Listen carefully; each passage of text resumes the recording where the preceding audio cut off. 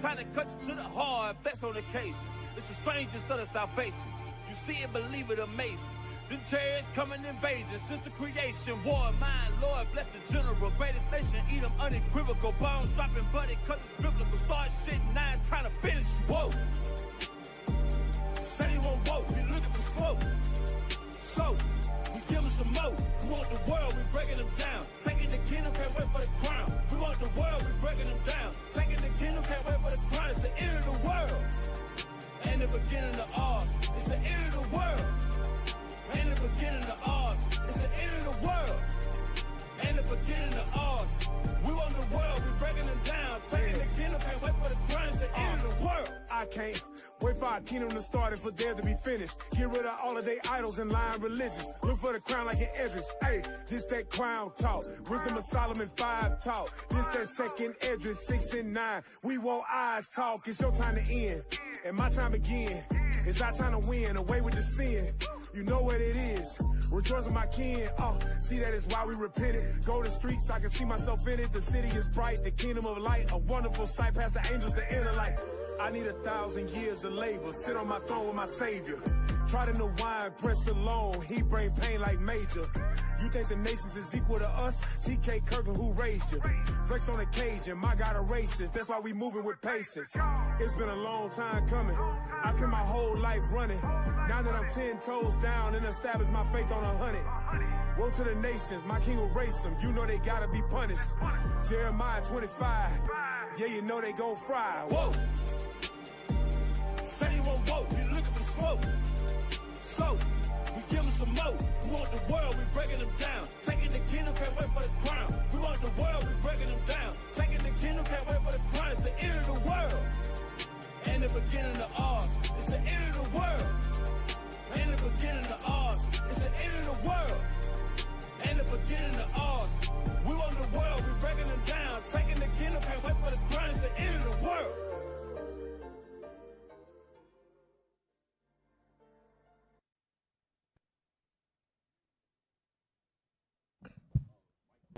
Test, test. There it is. Test. Yeah. Check. We in the building. Yeah. We in the building. This is going to be beautiful. Nehemiah Squad. It's going to be a beautiful day. Hit the bomb! Come on, Wow. Hey. Hey, Shalom family. Most High in Christ bless. This is the Nehemiah Squad.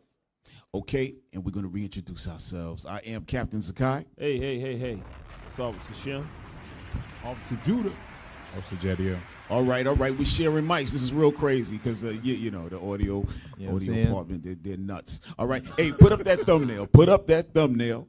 Okay. So today's show is called Black Europe.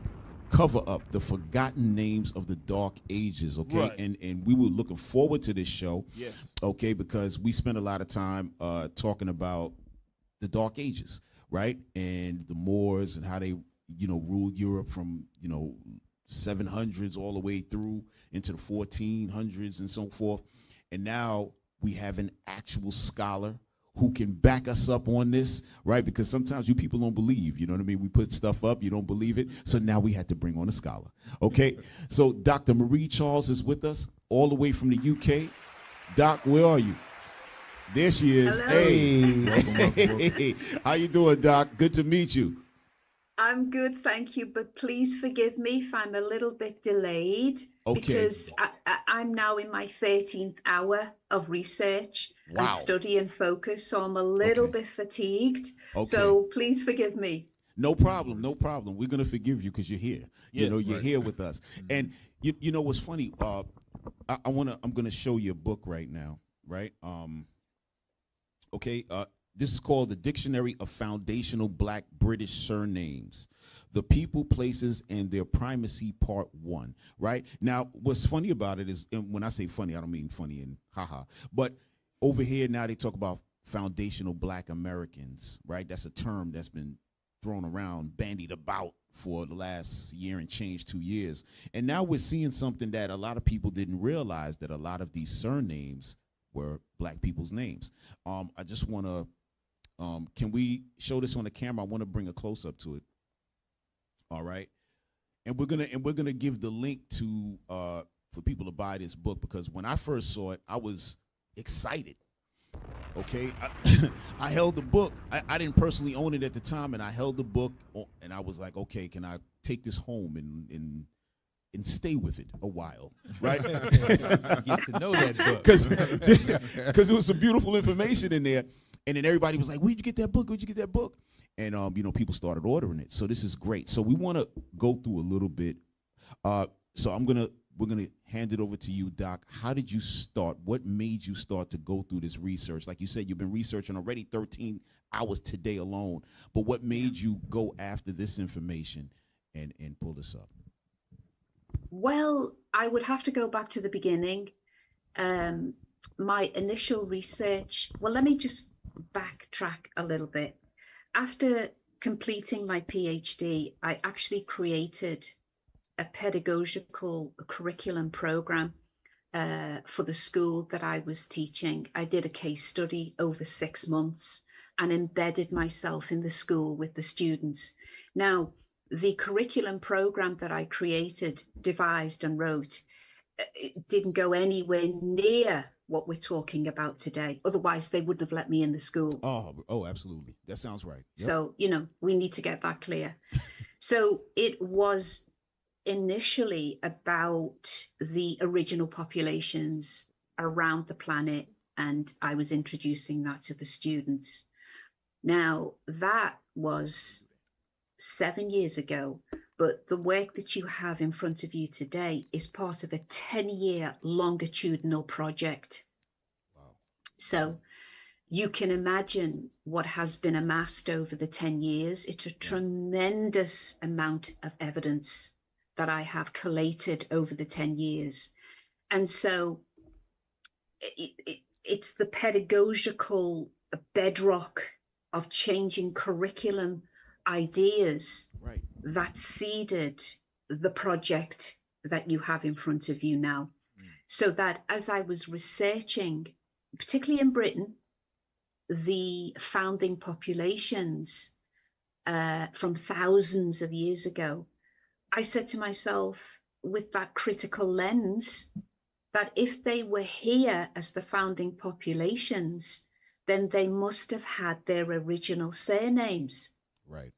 You see, but what they want us to believe, and I say they, the dominant power structure that controls our schooling systems, is that, okay, we'll let you have that you were here foundationally, but then you had to wait for later Europeans, people who classify themselves as white, later Europeans to come along and then name you.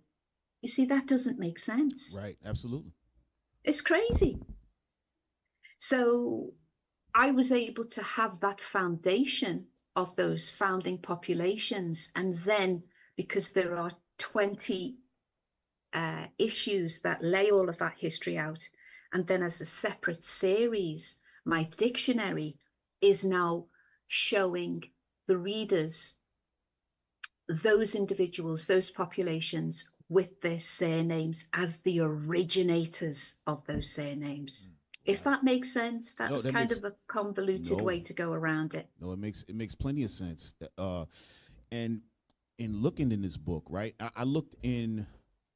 It's fun. Okay, well, I'm not going to give it. I'm not going to give myself up. But when I looked in this first edition, or the first part one of your dictionary, right, I saw what we would call our slave names, right? Because we're looking at the slave names because we came from taken from Africa, right?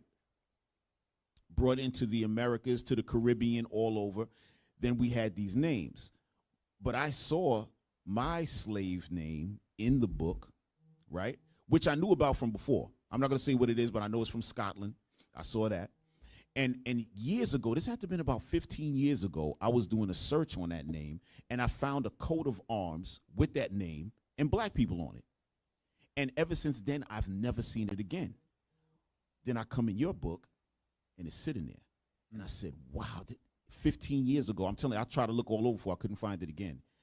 But it's in your book, and you broke it down and everything, and to see this stuff, and it's not just because it's my name, but it gives us understanding, right?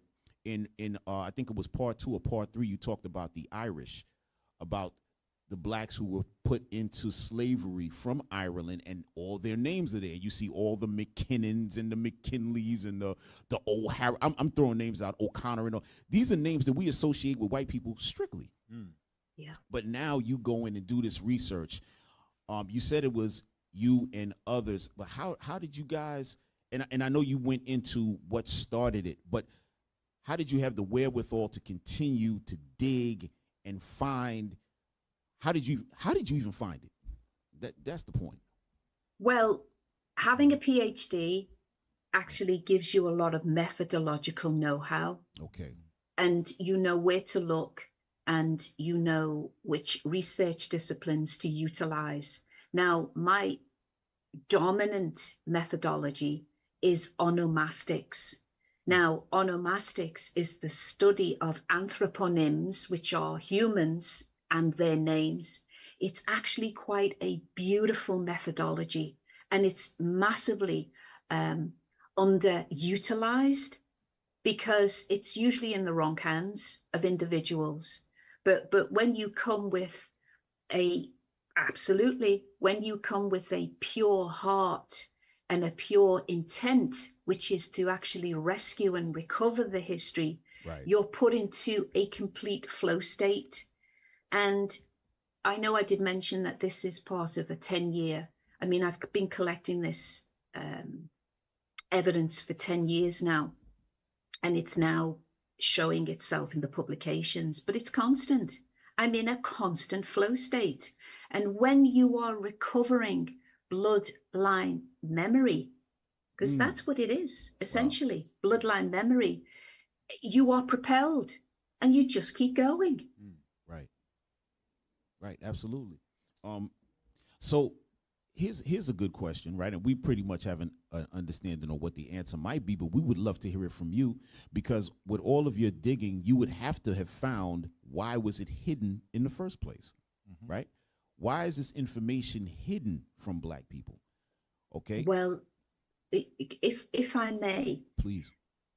As a researcher, you have to have so much evidence that you never put your head over the parapet. You never come out unless you have overwhelming evidence. Now, I don't just concentrate in England. I have, if I was able to show you, I have thousands of the original Black Germans. All right. The French, Belgium, the people from Belgium. Right. The Netherlands, Holland, Czech Republic. I basically have mapped out the whole of Europe, but I can only have that position of authority and confidence and assertion because I have all of these names, these crests here that fill my home. Right. It's kind of crazy. People have stopped coming to see me now because they cannot get through each room. Right. Oh man, listen. I would love to have been in the UK because we'd be coming over. Right. For sure. We'd be coming over. We'd be coming over. So now with all this, go ahead. I'm sorry. No, please. So excuse me if I may. When I was at school as a 7-year-old, I have a twin brother as well, and we were sat in the classroom as the only Black children. Right. And the first thing the teacher said was, "We're going to learn about slavery today." And all the children looked. I mean, people can recount the same tale as me. There's nothing unique about that. Right. But as a 7-year-old, to have your identity reduced as that was the start of your history, that's the point. It stays with you, those seminal moments. Yes. And so let's project 40 odd years into the future. I didn't know that I would be putting all of that history back together again. And it's those moments that you think, as a former teacher in the classroom, that our children, they need to have true history being taught to them, you see. That's the point. It's so critical. No, that's the point. And once we have our hands on that kind of history, it changes the complete outlook of the child, right? Like you said, I remember being in school, the same thing. You hear about slavery, and then it seems like that's where you started. Right? Like you had no understanding. You weren't smart at all. Your people came here, and then you learned the ways of your oppressor, and then that's how you became what you are today. That's pretty much what's put out there. We do youth violence outreach and things like that. When we bring forward the what are the words? Not just the portraits, but the tapestries. We don't have the live tapestries, but the pictures of them. When we bring that and show the Moors and the castles, like you said, in Germany, right, fighting against the wildlings or the wild ones, right, which are those white people. We have, and I'm pretty sure you have the same picture as well. When we show that and show the year, and they say the year 12 something, the year 13 something, and we say, listen, this is your people in the castle. They're not outside trying to storm and steal. They're in there, being robbed by somebody else. And you show that throughout all the, we literally see the children just raise up in their seat. They're like, what is going on here? Yeah. And even some of the adults, they're like, what is happening? It changes a person immediately. But everything. Right. And also, just to add to that, when you're talking about the castles, right, what is quite unique about these publications is that I actually show the original Black nobility. Yes. So a lot of people are not ready for this, and I accept it, but I actually document and show that the ruling elites in royalty, William Conqueror, not the Conqueror, but Conqueror, because that was his surname, Edward, King Henry I, Rufus, these are all Black royalty. Right. Now, a lot of people are not ready for this information. Part 3, which I'm now currently attempting to conclude on, which is going to be about 250 pages, it's even more powerful because I utilize primary source documentation. And people are not going to be ready for this, but all of the royals were Black. Right. You see. And this is the beauty of it. And I pull this one up obviously because this is your last name, right? Right? So Charles, and look, and showing you that where it says Carly, right? That was another form of Charles, but in Italy. And we show that as well. Like in Italy, you have the Pucci family and all these different families. All of them were Black. They still have those carvings in the buildings are still there, right? And so these are great. I mean, these books are beautiful. Every child needs to have one. Like I'm telling you, everybody needs to order these books and give them to the kids and have them on the shelf. I'm telling you. But and so when you found out about your name, did it did it give you any special significance, or was it just like, hey, this is just part and parcel of what you were looking at? If I'm really honest, deep down, I always kind of knew. Right. Right. I always knew that it was a foundational name. It was an indigenous name. Right. And what is so interesting about part 3 is that my work is very iterative. It's very recursive. It keeps coming back and feeding into 1 and 2 to show that it is a real series. So I have now documented that Charles VII, and it's here in part 3, was a very, very Black man. Right. And he's part of the Alincourt section that I do on the French elites, but the name is actually connected to Alison, which is de Alison. Okay. And I show the cognates and the variants and how it's related. But that's what's happening, you see, because onomastics is such a powerful research methodology. Once you lock in to the true identity of that person's name, it takes you to other locations and other family members. So logically, because it's always about being logical in all of this, they have overcomplicated something very simple. These are Black families. And so Charles VI, I show And then I've also been led to his father, Charles VI, who's another deeply melanated man. And the primary source evidence is there in part 3. And that's the continuation of Charles. So what I will say is that the current monarch in Britain of Charles III Right. is, do I say it? Yes, please. He is. Please. He's not legitimate. He's not of the bloodline. No, and that's what we had learned. That's the point. Yeah, that's what we had learned from our elders. We had learned that basically what they did was come in and assume the names and assume the heritage and assume the whole lineage, right? Because who's gonna look back and check? No one looked back because everything was already put out. Listen, you guys are slaves, and we civilized you, and so on and so forth. Then we have excellent individuals, intellectuals such as yourself that are going dig. Boom. Now we have a book. We're like, what? And a lot of the stuff that we have, right? And it's nothing like this.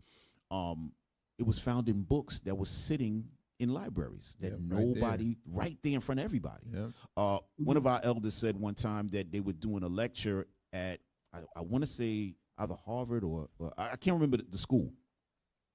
They went into it was a break. They went into the library, and the history of the Moors was in the library.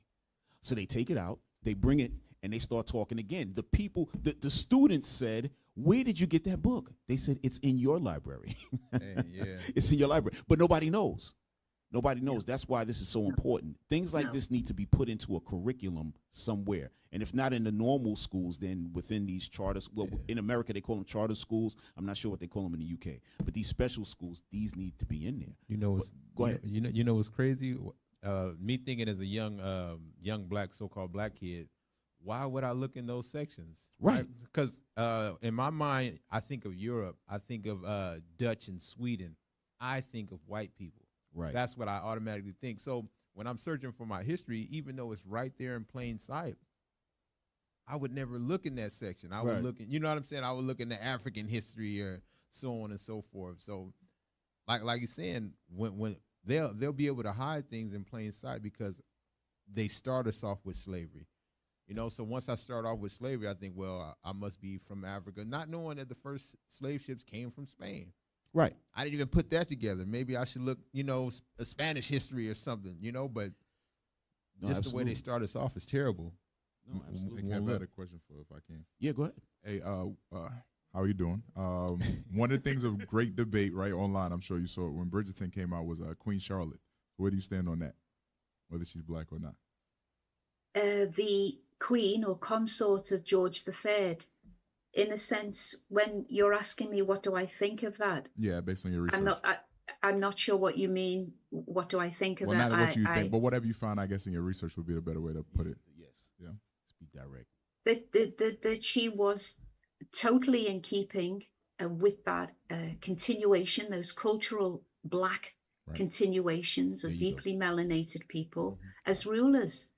Now, there is a German connection, obviously, as with Mecklenburg, right? And we know that is another rich FB location region.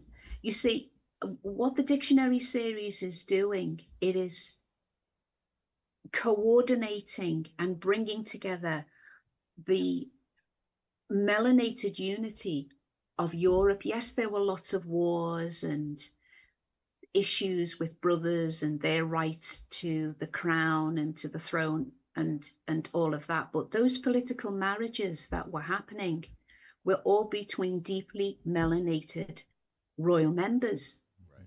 And so Charlotte is part of that canon, you see. And she ends up in Buckingham Palace as one of the first residents with her husband, which is very important.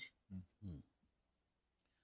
So for me, I'm not surprised, I'm not shocked, because my optics are constantly saturated with all of these melanated families, these medieval families that would then move into the 15th, 16th, 17th, 18th century. So I expect to see them. I'm not surprised or shocked. In fact, if I don't see them, I have a question. Right? Exactly. Where are they? Right, exactly. Exactly. We just want to read something real quick, right? We're going to read something out of the Bible, quick verse, and because this is what we do generally, right? When we do this kind of research, yourself, whomever, this is what we're doing. Job chapter 8 and verse 8. All right. This is the book of Job, chapter 8 and verse 8. Yep. For inquire, I pray thee, of the former age. Right. It says for inquire, meaning inquire, I pray thee, please, of the former age. Go ahead. And prepare thyself to the search of their fathers. And prepare yourself to the search of their fathers or your father. You have to go search that, right?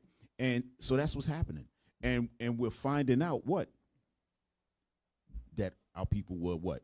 The royals in Europe, all throughout, not just Britain, because when people think of royalty, they think of just the UK, just London and so forth. But we're talking about the whole thing. Ireland, Wales. That was some interesting you had when I was reading the book. Listen, Doc, listen, I was with this book, hugging. I was hugging and snuggling with this book, right?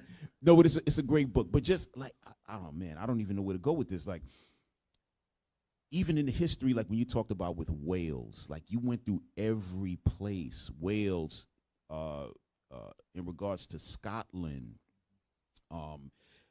we have some information with even talked about King James and his family line, right? And it said that King James came from a long line of Black Scottish or Black Scots, right? Did you find anything about King James? Well, just you're talking about something that is so absolutely critical. What the schooling system and of course the university system has done to us, right. I have to say, myself included, because I am a recipient of that system. It's only now, in all of its irony, that I had to do a PhD to get into my proper mind.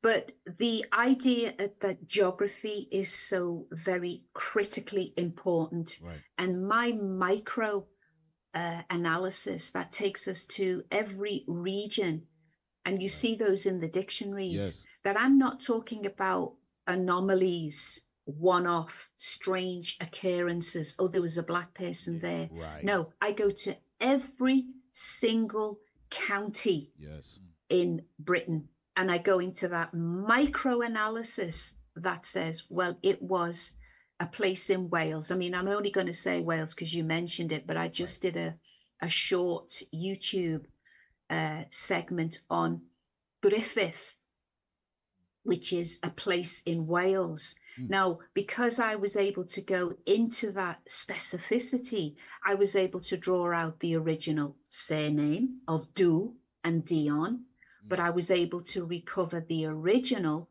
Black rulers. Belly Moore from the 8th century, Rodri Moore from the 8th century, and then, of course, William Conqueror's son, Henry I, gifts those regions back into those original populations of Wales. You see, it becomes, it's a history that is so beautiful, it's so rich, but it's very, very complicated if you don't do it with one surname at a time. It's laborious. You know what it's like? It's almost like digging a hole with a spoon for an elephant. I like that. It's the task at times can be very overwhelming, and I'm actually doing one surname at a time. Can you imagine how many hours that takes? But the rewards are magnificent. Absolutely. Because the self is being put back together again. Right. No, absolutely. And as I was looking at it, I said, okay, we're getting the surnames, these different like you said, towns or provinces or counties, Yes. right? Now, what is the effect of the names, and then does that now go into language, right? How does that work, right? Because I'm pretty sure maybe at one time they were speaking the same language at one point, and then as we started to spread, maybe certain dialects were taking over. What's the impact on you know what I mean? Coming from names Yes, I into do. languages, and Because we geography? can find the traces of the original languages that are lying beneath what we are using today. So, for example, I don't know whether can you see that image there? Yes, Dominic. Yep. Now that is the name that's going to be part of part 3. So Dominic. Now, when we look at Dominic, we have Dom at the beginning. Right. And that sound, Dom, goes back to the sound of the Doomsday Book that William the Conqueror would map out the whole of Britain. Now, Dom means to judge. It's a judgment book. Wow. The judgment But it's book. also a survey of the land. Wow. You see, that's just one little example. And of course, Dom becomes Dominic, Dominica, right. And all of those variations then form. Right. So the traces are there. But if you're talking about the origin of particular languages like English and French, right, there is always a root, a stem, an origin, a beginning. And it starts usually with one word, a syllable. And you can find those continuities across the language. That's how you know that Black people are the original people. Right. Because that stem of a word can be found in France and Germany and Britain and Wales. Yes, there will be some vowel movage, you know, some variation, but the stem of the word is there. Right, right. And I noticed like some names were broken down into, let's say, for instance, I want to show this real quick, officer, right? Put it here, right? So, and this would be pronounced what? Carleon? Or Carleon, yes. Carleon. Okay, so when I saw this, of course, me being a fan of the movie Godfather, first thing I thought of was Corleone, right? I don't know if you ever saw that movie, but that was the name of the family, or the stars. The stars of that movie were called the Corleone. Now they were from Italy, right? And that was the name of the town. When I read down and it mentioned something about Rome in here, I believe. Hold on, let me just make sure I saw that correctly. Yeah, it talked about the Roman counterpart. Let me say that. Oh, we have this up now. I'm sorry.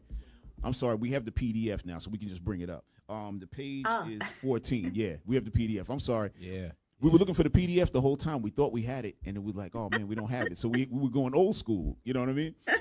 But yeah, bring up page 14. But when I see things like that, like Carleon, and these different names, and they would break down into different names, but it meant the same thing. And I said, wow. And I heard that sometimes, I didn't read it there, but I know sometimes the family would get so big that they would break off the name and just make a slight variation to show that this was this particular family, as opposed to, they'll know exactly who the head of those families were. So I didn't know if that was right. I think I'd never thought of it in that way, and I thank you for that. That is a wonderful example of the migration of language and how its original form, you can find it, because not only can you hear it, you see, as soon as you said that, Carleon, and then we see Carleon, something triggers, you see? Yeah. Because the language is embedded within us. That is the power of linguistics and onomastics. You have to just keep hearing it because it is triggering something. You had some? No, I'm just listening. Like as far as like the names, like my original surname was Morrow, and then you got like the name Moore and Morrison and Morris. What I'm hearing you say is like some of the syllables may change, but it's the same root word. It's more. It's root word, absolutely. Yeah. And do you know that your surname is such a powerful surname in France? I think I've probably got about 200 variations of your name, all with the original noble families that carried it, all over France. You see, and they would then move into Britain. Well, they would populate the whole of Europe, but they would move into Scotland, they would move into Wales, and they would become the foundational families from your surname. It's so powerful. Right. It's excellent. Hey, and please, brothers, open up that book, the PDF. Let's just go to. Let me see. Yeah, I know. Go to. You can start at page 15 or 14. I just kind of want to put it. Actually, go to 15 because we're showing right there. It's the family Abercrombie, and it has their castle and everything else. We want to show that. All right. Yes. All right. So Doc, when you were doing your research, you found out about this family. Then you realized. How did you find the info? Well, I mean that's up to you whether you want to speak on that or not. But in regards to knowing, hey, this is the Abercrombie Castle, and this was the family that was connected to it, as opposed to, go ahead. You see, once you have the primary text of the visual, that is the original 12th or 13th century crest or the particular primary source that shows their face and their signs and their symbols, you know that when you go to the castle, because they always had a castle that related to their name in some form or shape. Okay. So the fact that that castle is still standing today, of course, traces back to the particular seal of the Abercrombies. But you see, what I'm finding is a consistent pattern and outcome. And, it's now well into 600 pages as I start to conclude on edition 3, is that many of these original homes and buildings and institutions that were created by these FBs are now in the hands of later Europeans. Now we know from the evidence, this is actually proven and documented, and that is in issue 14, that when many of those founding elites were shipped out on the forced migrations and the genocidal acts, that these soldiers were then given as prizes these estates and these castles and homes and institutions, and they would move in and assume the identity in many of the cases. Right. Wow, this is beautiful stuff. Go to page 19, guys. Go to page 19, and on page 19, what we want to show is just the shields, the crests of certain of the families. Okay, right. So this is the Andrew, right? It says Andrew and then Andrews, right? So Doc, what would be the difference between these two? Was it the same family or were they different? They would be multiple families sharing the same name, some variation with a vowel, but they were spread. And as you can see from my little code on my onomastic codes, that they were spread across all of those counties, and they were not only found in Scotland. Now, Andrews dominates Scotland, but we also know that it was found in Northampton as well. So many of these families would just move and migrate because it was their land.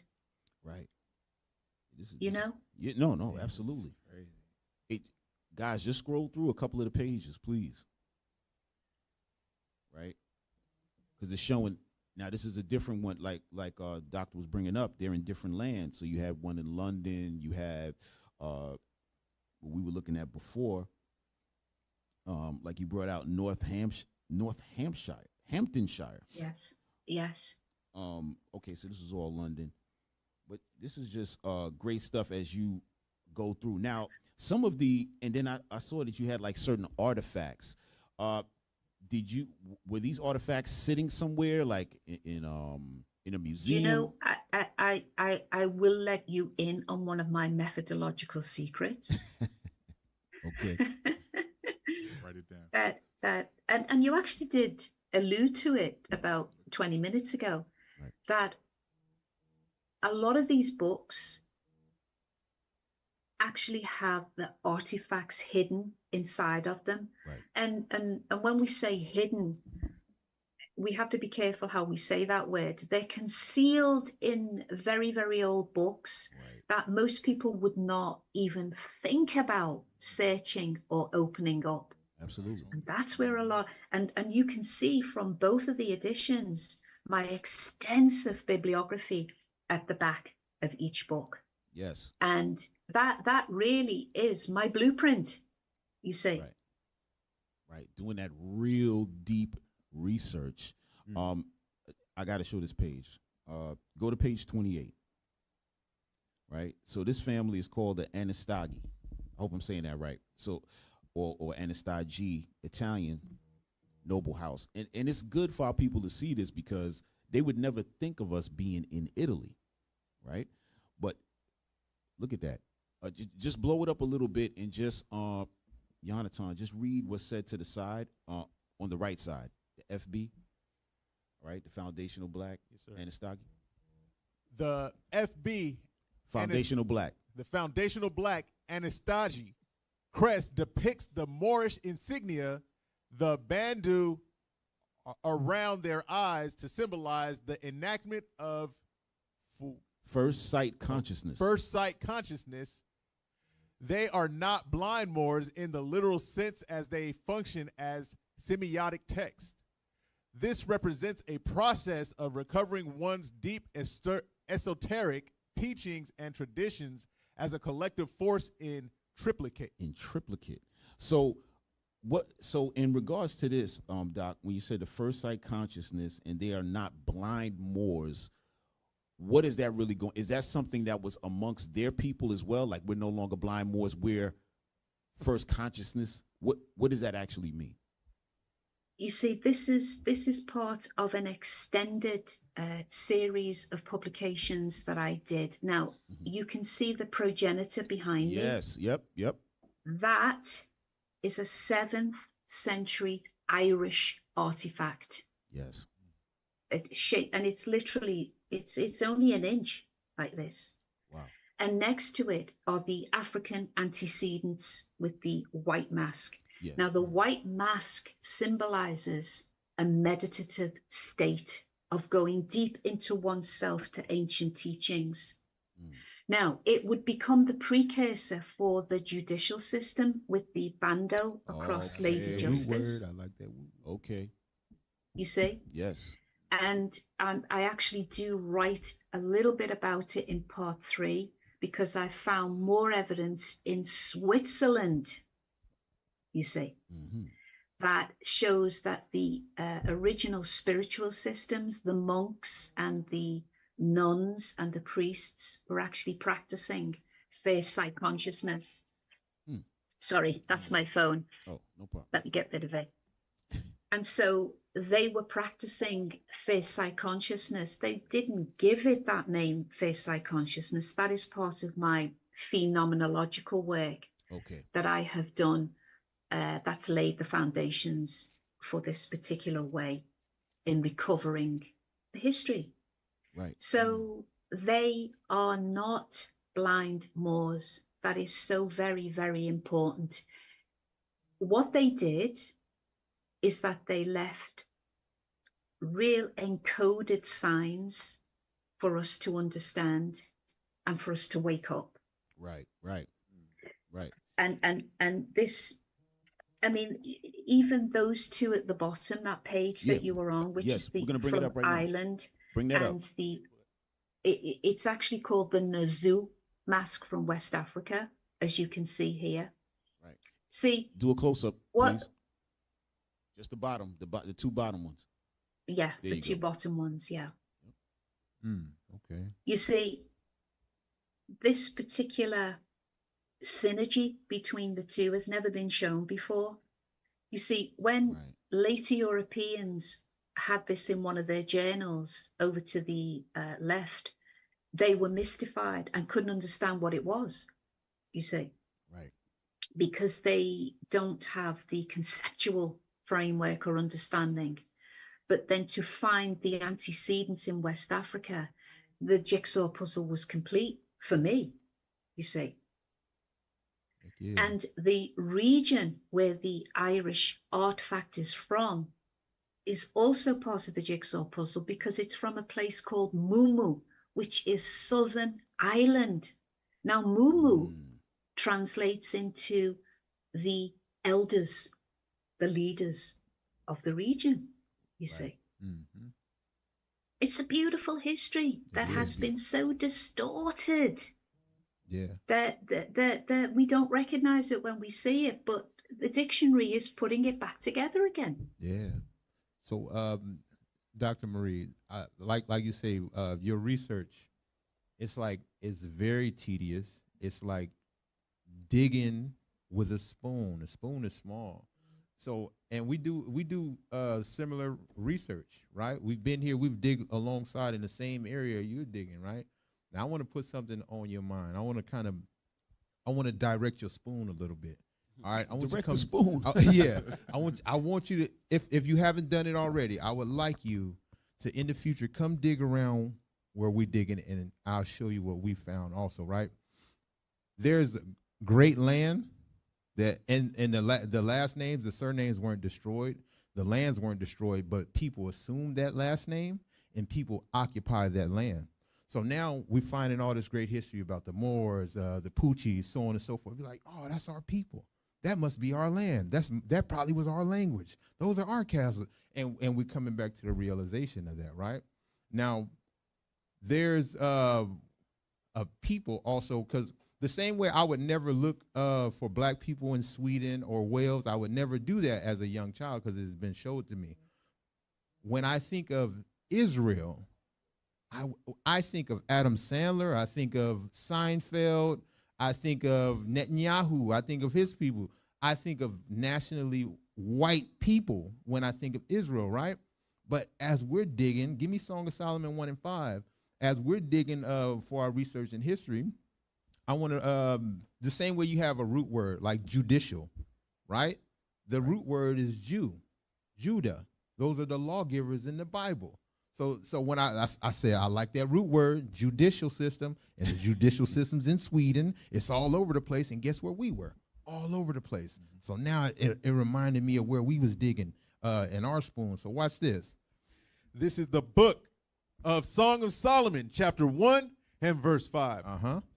I am black, but comely. O ye daughters of Jerusalem. As the tents of Kedar. Yep.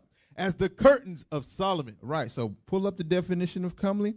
And as we read this scripture in the Bible, King Solomon is saying he's black and comely.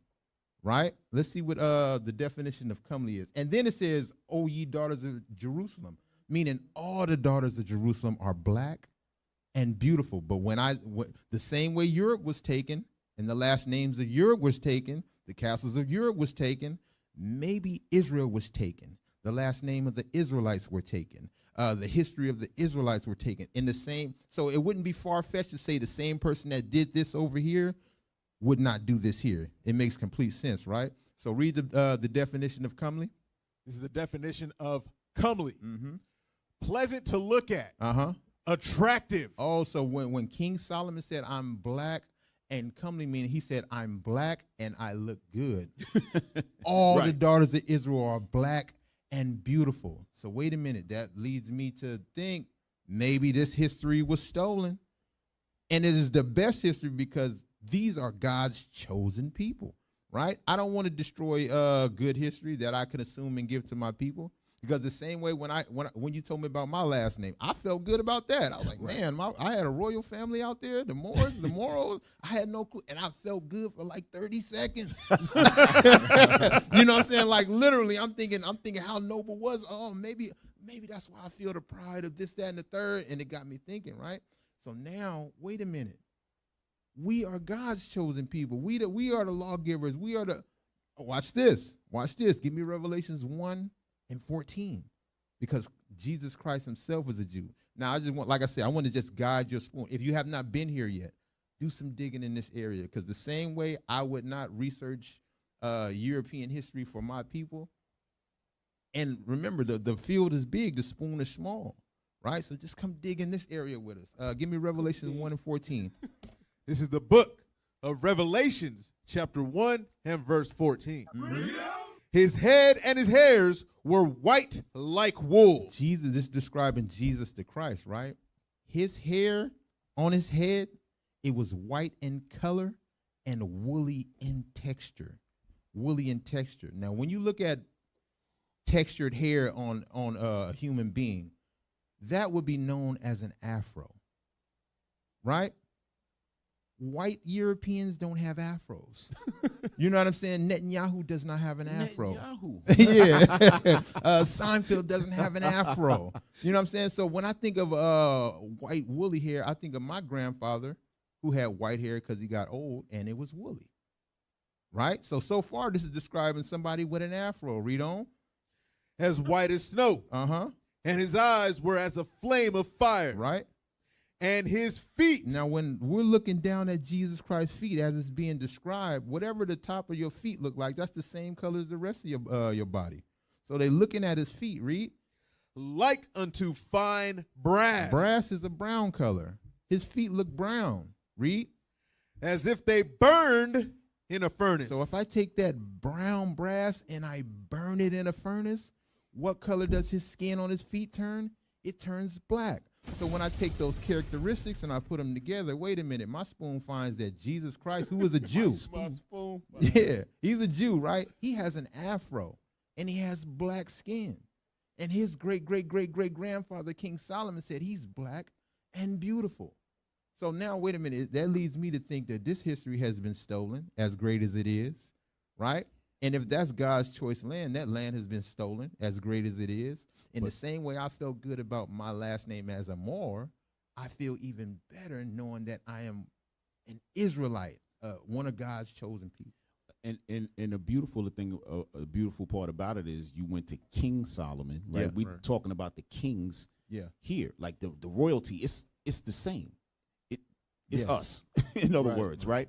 I want to pull up page 38. Bring up 38, because this is excellent stuff. Because now, as a kid growing up, right, you see all the movies of the Knights of the Round Table, things like this. I saw a movie called Excalibur when I was a kid, right? I loved that movie, right? But there was no black people in that movie. Right? No. It was none, right? Then you find out later, wait a minute, that was us. Yeah, man. Right? Bring up page 38. Okay. So now this name is called Arundel, right? Now scroll up or down, whatever we're doing here. Go ahead. Scroll. Stop. Scroll, please. You see the man in the armor, right? No, I said scroll the other way. What is going on? That's not page 38, is it? Okay, there you go. That's page 38. Yeah, that's it right there. Now, just read what's on the lower left. Zoom in a little bit. Right there. There you go. Edmund de Arundel, or Fitzallen, with Sybil de Montacute, right, daughter of William Earl of Salisbury, who became his wife before 1347. Right. The Stuarts, afterwards kings of Scotland, has been shown by Chalmers, descended from Walter Fitzallen, created Stewart of Scotland by David I. By David I. Go ahead. He was the son of William Fitzallen, founder of Haman Salop, son of Allen Flod, Baron of Oswaldistry, Mm-hmm. Salop, and Millingham, Norfolk, who came to England with the Conqueror. Who came to England with the Conqueror? Is that the Conqueror you were discussing, Doctor? That's Yes. that's William. That's William Conqueror, right? And also we want to bring out the Stuarts, right? The Kings of Scotland, and showing, and that's where we have something about King James as well. But Doctor, we're going to bring that up in a second. But Doctor, I know you were pulling something out. I want to see what you were going to bring out. Who, me? Yeah. Oh, I thought I saw you reaching for something. Okay, but you had something in your head. No, what I was going to say was, if you can see that even in their physical presence, that there were lots of cultural continuities, even with the headpieces. Right. You can see that with the German. Right. That's on the following page on 39. Oh, 39. But okay. what was, as your colleague was reading out there, because names will keep triggering all the time. When we talk about Arundel, they are a branch of the FitzAlans. And what happens is, as you get into this genealogy, the branches become like a tree. They become so complex. And you find all of these other names and families that become the cadets or the younger branches. Right. But the FitzAlans, son of Alan is this is where we get the name Alan from. Right. From the Normans, the French. And they are the elites. You know, just as I was talking then, it did trigger something. What we have been strayed away from, that we think a lot of the wealth that came into Britain was solely connected to the proceedings of the slave trade.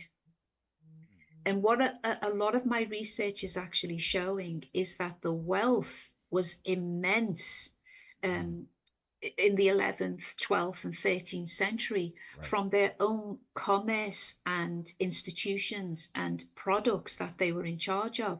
So I had an example with William Conqueror, whose annual salary from the French government was £5 million. Now, I don't know what that translates to into dollars. Right. Probably about maybe the same. No, probably about maybe six. I think 6 million. Could be. I'll check it out. But I know the pound is definitely more than the dollar.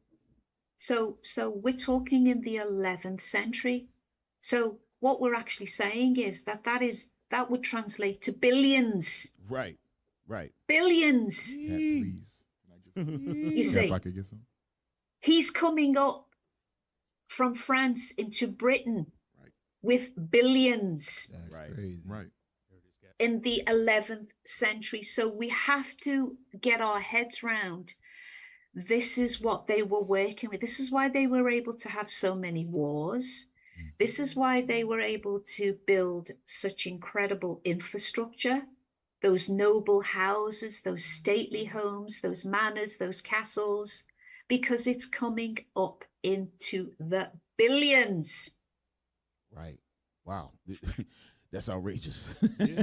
that seems right for a king. Mm-hmm. Yeah. Right? Billions seems yes. right for a king. Yes. Could I get right? some, Cat, please? Yeah. Go ahead. You want to bring something? Yeah. Hosea chapter 3 and verse 4. What you're saying is in the Bible. I just got two things to show you out of the scriptures, because it shows you we had the wealth, right? So the people that came and conquered us, you wouldn't go and conquer people unless there was something to gain from it. That's right. Right? So Hosea chapter 3, start at verse 4. This is the book of Hosea, chapter 3 and verse 4. For the children of Israel shall abide many days without a king. So the Bible prophesied that we would abide many days without a king. Go ahead. And without a prince. Come on. And without a sacrifice. And without an image. Right. We want to have an image, right? So what you're bringing back is the image that we lost. Keep going. And without an ephod.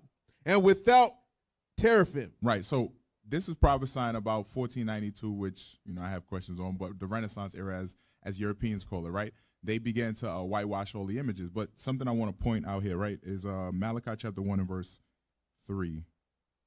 Come on. Let's just go to 4 for the time. So there was a time where Europeans had no money, right? They had no wealth. They were called the wildlings, as Cap brought out earlier. And so they were in a position of poverty, right? So the Bible prophesied that would happen. We would lose our image at some point in time, and then this group would come and say this. Read it. This is the book of Malachi, chapter 1 and verse 4. Whereas Edom saith. Right. So I know in your research, I'm sure you've come across the name Edom and how it ties back to Rome, but not specifically us in Rome, another group of people, right? So this is going to European history in the Bible. It's documented. Go ahead. We are impoverished. They said we are what? We are impoverished. Right, meaning we have nothing. So the Bible prophesied that we would lose our king and our image, and this happened when they came in because they were in a state of poverty. They conquered us. Go on. But we will return and build the desolate places. Right, they returned and they started to build over the places that we were in. They started to take our images and change them. They started to build up the cities that they wanted to build up, but under our names. Go on. Thus saith the Lord of hosts, they shall build, but I will throw down. Read. And they shall call themselves, or they shall call them, the border of wickedness, and the people against whom the Lord hath indignation forever. Right, so the Lord is also frustrated with the work that they've done to erase history, but what you're finding is our history that happened before 1492, and a lot of time the disconnect for our people to the Bible or to their history is that there's a period where they came in, they conquered, they were impoverished, took everything, took the images, and for a lot of our people, they just start and go forward. But this is a great conversation because what it's showing is that the history that came before they were in power, 1492 and back, shows that we were the rulers. We ruled the earth once and we'll rule the earth again according to the Bible. Exactly. Right. Yeah, I mean, it's you mentioned that time, and I think a great movie to watch would be like Othello, right? Othello kind of is like a microcosm, right, of what happened, right? You have Othello. He's surrounded by white people at that time because now this is when the Moors' power was kind of dwindling, right? We're getting now wars were being fought all over, Germany, Britain, all over, but he's not looking at it the same. He's looking at it as okay, we're all friends and everything, not understanding that they were looking to take over and get rid of us. And Othello is great if you look at it in a macro instead of looking at it in just like a story between him and his friend. I just want to go to page 40 in the book, right? Go to page 40 real quick, guys.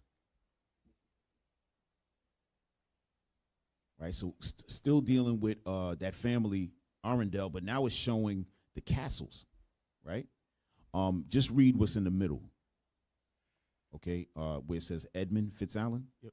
Go ahead. Edmund Fitzallen Arundel was knighted in 1352 and owned numerous manors throughout the counties of Devon, Somerset, and Sussex. The Wallace family came. And hold on, I'm sorry. And not to mention, all of these names are still being used today all over. Yeah. Right? I'm pretty sure everywhere out here in California, in New York, where I'm from, all of those names are used. Somerset, New Jersey, Sussex, New Jersey. Like, that's all New Jersey stuff. But go ahead. The Wallace family came from Salop with the Fitzallens. Blakeway remarks on the name in the Fitzallens charters as an evidence of the Shropshire origin of the latter sheriffs of Shropshire. And Iton observes the name of Wallace as from Shropshire. The family of Wallace were tenants of the Fitzallens of Salop, for Roger Wallace in 1165 held from them. Right. So I just wanted the people to see the castles, what they would call the manors, right? And notice how these names are being derived from the other names. And it's just, it's just fascinating when you look at it.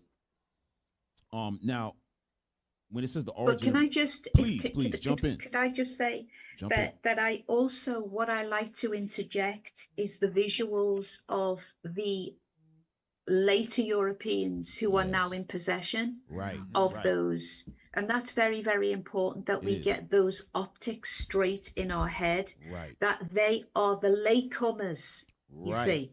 Post that picture and they are in possession of the estates that simply do not belong to them. That's the point. Right.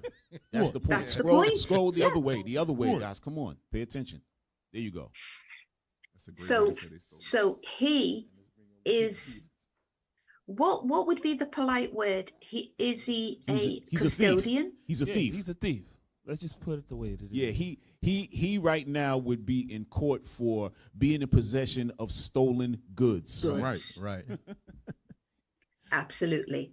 And the page facing, which is very, very important, is that you see the original FitzAlan on his equestrian seal, and he is a melanated man, a black man. That's on page 41.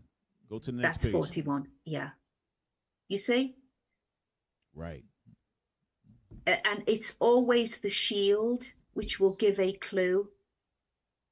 They were hiding a lot of signs and symbols in their armor and their metalwork, and usually the horse. The horse is a very powerful symbol that they hid a lot of encoded signs and symbols. And part 3 of the dictionary is replete with these signs and symbols, because in their arrogance, and I'm talking about the thieves, right, the later Europeans, in their arrogance, they never thought that we would be able to recover this. Right, that's the point. You see, I mean, it's taken a long time to be able to put a coherent narrative together in these dictionaries, because, you know, if I was attached, if I could just state that this is very, very important. When you're an independent thinker, right, and you are creating a new genre, because this is what this is. This is a brand new subgenre that has never existed before, right, in this dictionary format. If I was attached to a university, they wouldn't allow me to do this. No, they wouldn't. To do this work. Not at all. In any shape, form, fashion, they would not allow me to do it.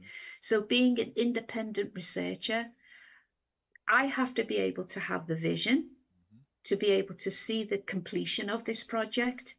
And I also have to have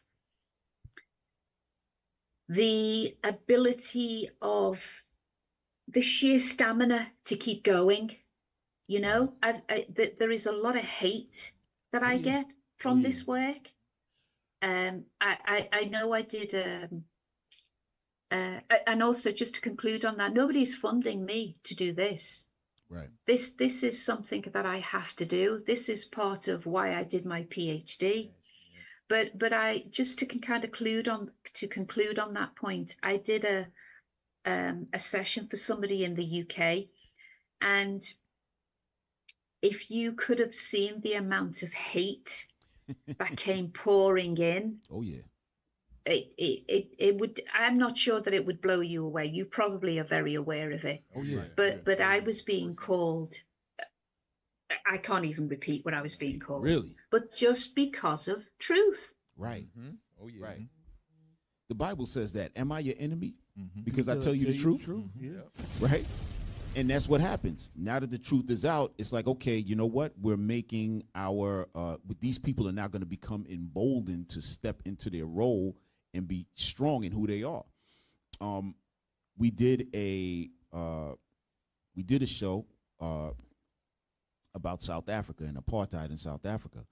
And Trevor Noah, the comedian, was bringing out that the people in South Africa, the Boers, or the white people who invaded, that they searched throughout the United States and all over the different places to find out how to make up the perfect racism, right?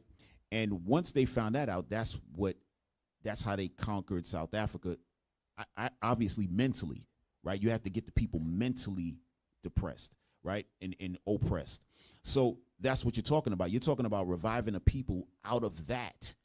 Because that's the main piece to keep a people oppressed is the mind, right? Because physically, yeah, they could always jump up and kill everybody, right? But if you're strong mentally, now you don't really even need to deal with those people. Now we're just dealing with each other, building each other up. Look, this is our history. Right. This is going on. Now we're building from within and building us. That's where the hate is coming from. Right.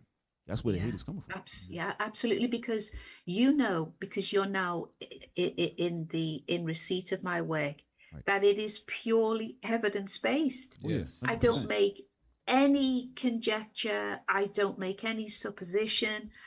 It is based on evidence. And yet it's not a hunch. It's not something I feel. It's purely clinical in the work that I do. I present the evidence and I document it. And yet, even when you come from that scholarly position, they have nowhere to go but to make it an emotional attack, because nobody attacks my work, but they attack me on a personal level, you see. That's right. I suppose I must take it as a compliment, because they're kind of, they can't really go in at the work. Right. Now they have to say, well, how do we know that she's even smart? Right. Where did she get a PhD?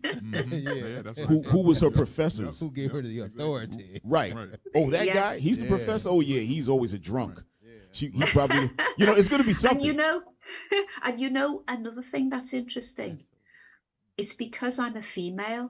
Okay. And because how dare she come with such authority and confidence to speak about our history? That's usually in the hands of males who do that, not a woman. Right. But the problem is they'll try to, it's the female. I'm not gonna that's probably a big part of it. But the main part of it is, why are you trying to bring this out and make us look like we're evil when we are? Right? You know what? Hey, that probably, it just so happens that our histories are connected. So when we uncover things about ourselves, we accidentally uncover something about them. You know what I'm saying? That's the point. So your research is not to say these are evil people.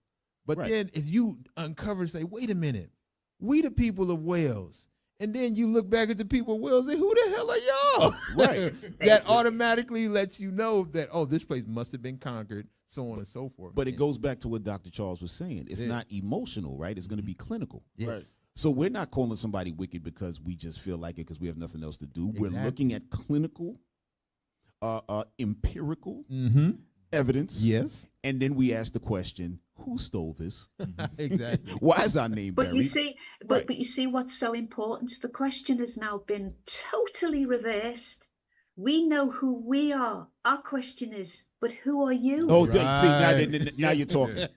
Now you're talking.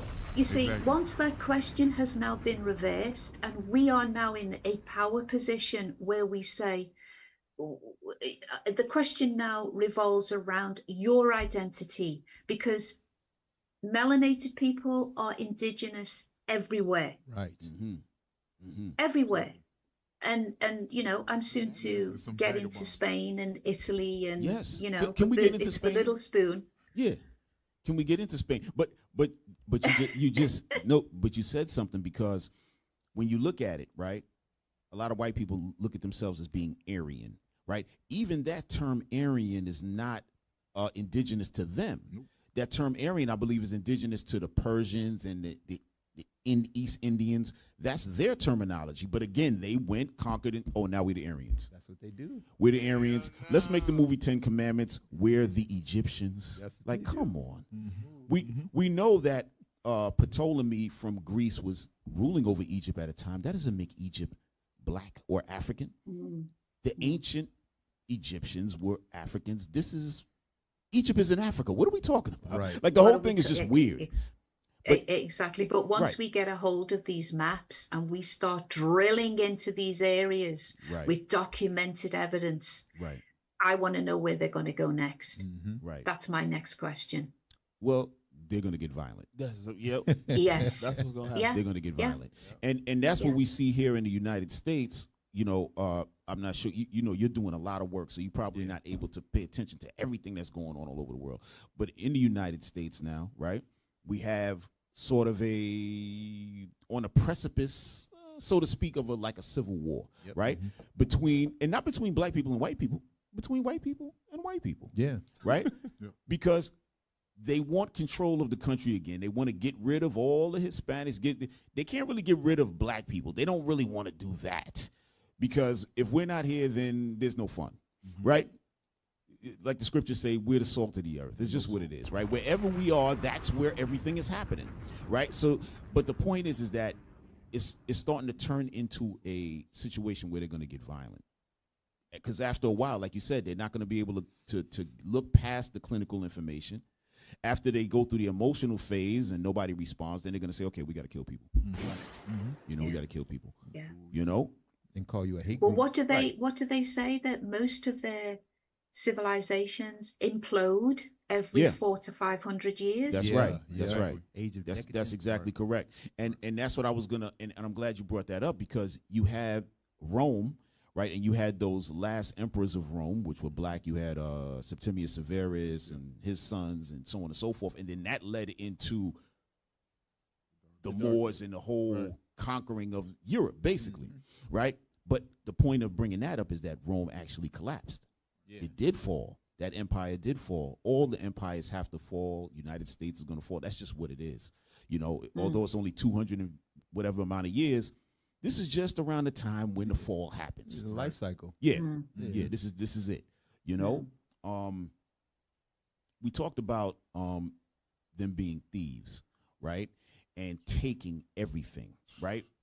I just want to read something, because this is talked about in the Bible, and it's going to be, it's Obadiah. It's so perfect, because when we read this, we had to laugh. Yeah. Because this is what they take: the land, they take everything, they take the heritage, they take the names. I mean, everything, right? So look at this. This is Obadiah, verse 4. Start there. I'm just going to read 1 and 2. Verse 4 and 5. I'm sorry. This is the book of Obadiah, verse 4. Come on. Though thou exalt thyself as the eagle. So the Lord is talking to particular people. He said they exalt themselves as an eagle, right? When you look at the symbology of these people, you'll know who the eagle is. Like if you look at everybody's symbol of their country, you can put that together, right? Go ahead. And though thou set thy nest among the stars. And though you set your nest amongst the stars, right? When they landed on the moon, they said, the eagle has landed, right? All of these kind of things, right? Go ahead. Thence will I bring thee down, saith the Lord. The Lord said, then I'm going to bring you down. But watch this. Go ahead. If thieves came to thee, if robbers by night, how art thou cut off? Come on. Would they not have stolen till they had enough? They said the Bible said if thieves came, wouldn't they steal until they had enough? Meaning, okay, this is all I can handle. Let me get out of here. Right? Go ahead. If the grape gatherers came to thee, how they not leave, or would they not leave some grapes? Right. If they came to steal some grapes, they would have to leave some grapes behind, because they can't carry them all. Right? Go ahead. How are the things of Esau searched out? How are his hidden things sought up? So what he's saying here is that who he's calling Esau is this. Esau is the name of the people who have a symbol as an eagle. They just take everything. Right. They don't take what they can carry. They take everything. Yes. Right? Because if they can't carry it all now, they're coming back. Yeah, they get the rest. Subdue the people, kill the people. And then after a century, these people don't even know that they were Andrews. Right. I'm Andrews. You are Toby. You are Kunta. They're going to give you a bunch of different names. Yeah. You're not me. That name you have, that's the slave name, because you belong to me. That's what it is, right? And this is just some incredible stuff. So when we look at the work that you put together, and then we look at the scriptures and the stuff that we find, we say, oh man, this is great, because this helps our people. And if I might just please add to that, yes, they have traded on the fact that a couple of centuries have gone by where they have controlled the education system. Now, I was on the other side of that as a school teacher for many years. Okay.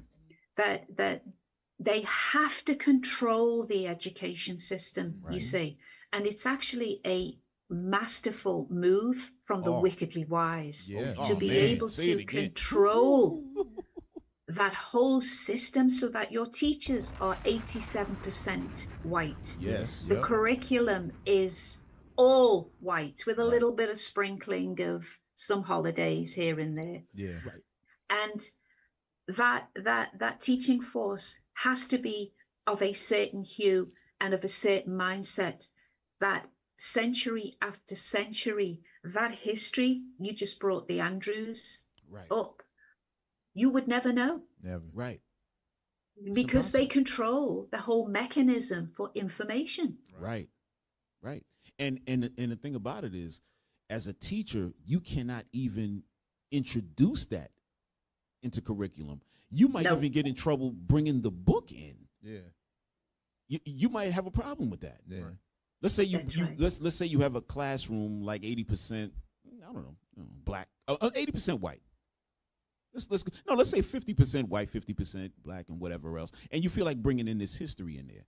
They're gonna go home, and maybe the white kids, maybe they don't even know one way from the other. They don't care. They just learning something like they learned everything else. They bring the book home. Parents are like, "What the hell is this? What?" That's it. Yeah. That teacher will be fired. That is a dose of reality. But you know what is happening? I get a lot of emails from parents who are saying, we absolutely love your work because we're showing it at home. Right. Those optics, those real historical optics to our children. Right. And they are reforming and reframing a true identity. Yes. But, and this is the critical part, we are teaching our children the strategies of safety that they cannot go into the schooling system and say, but you're teaching incorrect content. Right. You have to be so careful. Yes. Now, I'm not saying that we don't engage in critical thinking with our children. That's very important, but we have to give them the strategies. You're making sense. That's reality. You see, my own brother was expelled from school. I mean, you know, I'm going back 40 odd years now, but he was expelled because he challenged the system.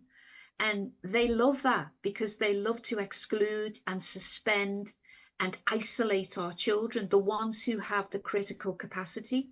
So we have to go in with some judicious thinking now to equip our children when they are in receipt of this evidence, that they know how to guide and speak and talk about themselves in a protective way. Right. That's why Paul talked the way he talked. Right. Because you couldn't, all the prophets talked the way they talked because we were under another nation's rulership. Right. So Paul couldn't just say the Romans are the devil. He couldn't just say that. He would be beheaded. That would be treason. So he would have to say, you know, the enemy, or, you know, wording is tact. The Bible say, be wise as a serpent, harmless as a dove. Right. So you're saying things biblically, not even thinking about it. You know, the truth is coming out, you know, and the Lord is telling us what's going to happen when you do these things. You're going to be under persecution. Right. People hate the truth. Right. Can I read it? No. No, that's excellent. And you bring out an excellent point, because a lot of our children, right, that's what we do. We teach them. They don't necessarily go into school and say anything. Yeah. Yeah. They know what it is. They're like, okay, cool. And the other little kids, they might tell them, oh, yeah, well, you know, that's not really real. You know, this is this. They just talk amongst themselves. But they're not in the classroom like the story. A teacher, I would have done that. I would have been going crazy in school. Exactly. I'd have been like, you're a liar. I would have been done. We have to be wiser. We have to have some more strategies now in place. Yeah. That's so important. No, absolutely. Absolutely. Officer JD, I wanted to get Matthew chapter 10 and verse 27. Okay. Christ warned the disciples what the consequence of speaking the information he gave them at that time would be. So it's the same thing in this time, right? We understand that us as leaders, if we go out and tell the truth, there's a consequence. But the children, they shouldn't enact on that at the age they are, right? They should build, they should learn what they need to learn. So we always go over this. Read Matthew 10 and verse 27. This is the book of Matthew chapter 10 and verse 27. What I tell you in darkness, that speak ye in light. Right, so Christ would teach them at night, and then they would go out and they would prophesy what he taught them. Go ahead. And what ye hear in the ear, that preach ye upon the housetops. Read.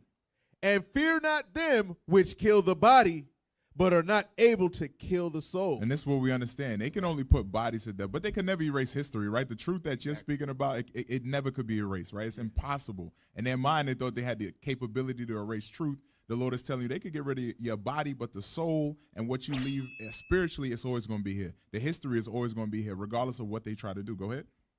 But rather fear him, which is able to destroy both soul and body in hell. Right, because we know the Lord has that final judgment for us. But the point that you're making is when it comes to this information, there's a price to pay for it, right? The more you know, it's not just you can know this information and go spread it without the understanding of what may come from it. But the reason that, and then yourself, the reason you're willing to write these books is because there's a love for your people that exists, right? And this is what we teach to young children, love your people. But there'll be a time when this has to be taught, when you have to make sure that the children coming after you understand this. So for right now, they're quiet.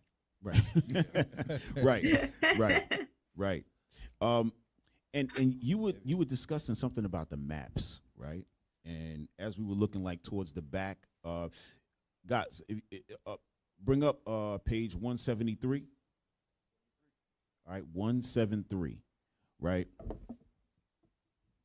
Because the maps.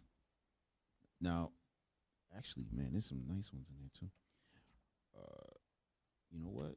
Bring up. Oh, you know what? Bring up 171. I want 171. That's the one. This is some good stuff right here. Okay. Yes, sir. Okay, so it's showing all our people. Now, this is important to take a look at because you got UK, you got the UK there, you got Denmark, you got Latvia, well, Lithuania, but just look to where our people are. Just look where the yellow names are.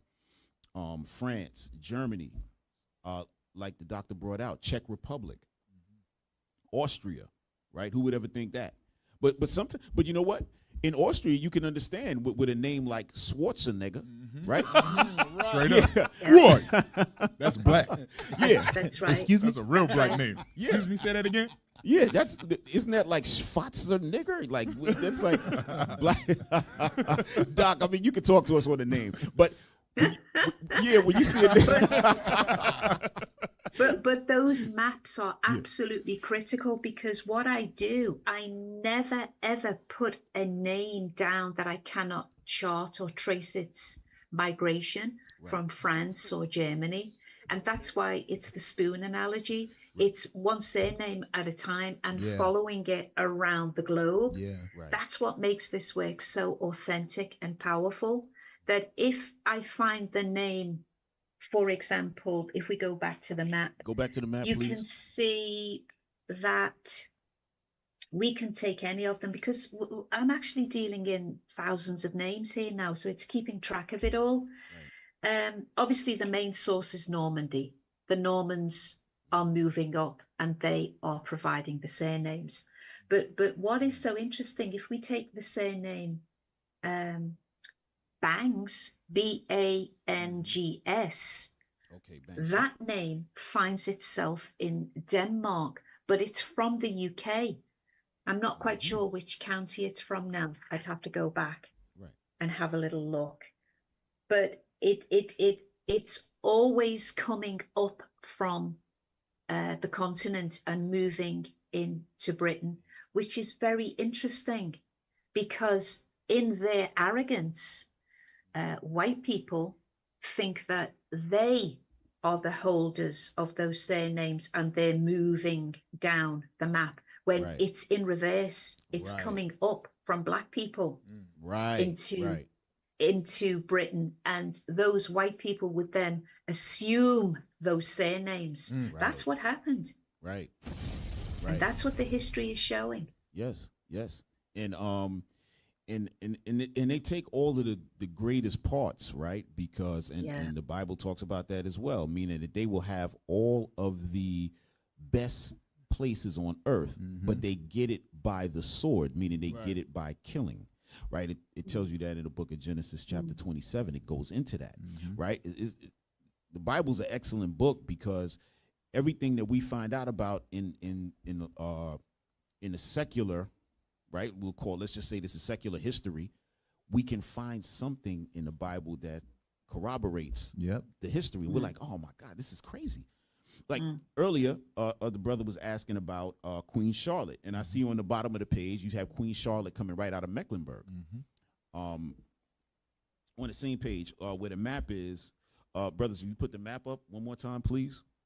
If that's you can right, Mecklenburg. Yeah, that's their home. Right. Scroll up.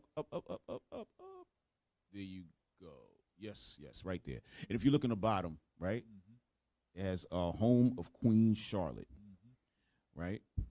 And then it references, I guess, the book where you got it from. See issue number 16. Well, no, those issues are my missing faces in teaching issues. Okay. That, yeah. So it's almost like a secondary source that confirms that statement. So those statements at the back operate as a sort of index, like a comprehensive index. Yes. And then they take you back to my other research. So issue 14 deals with the Irish and Scottish forced migrations and all the Irish settlements. So when you see issue number 14, it is always referring back to the Missing Faces in Teaching journal. Do you know, just as you were talking then, things come back into my mind. One of the most powerful names that I came across, and it's actually a set of color names, like brown is a form of Brunn, and that comes up from Germany. Right.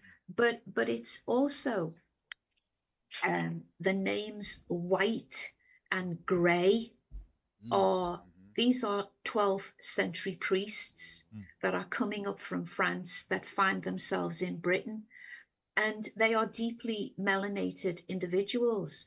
And what the research is now securing is that those spiritual systems and those first religious houses were set up from the French moving up into Britain.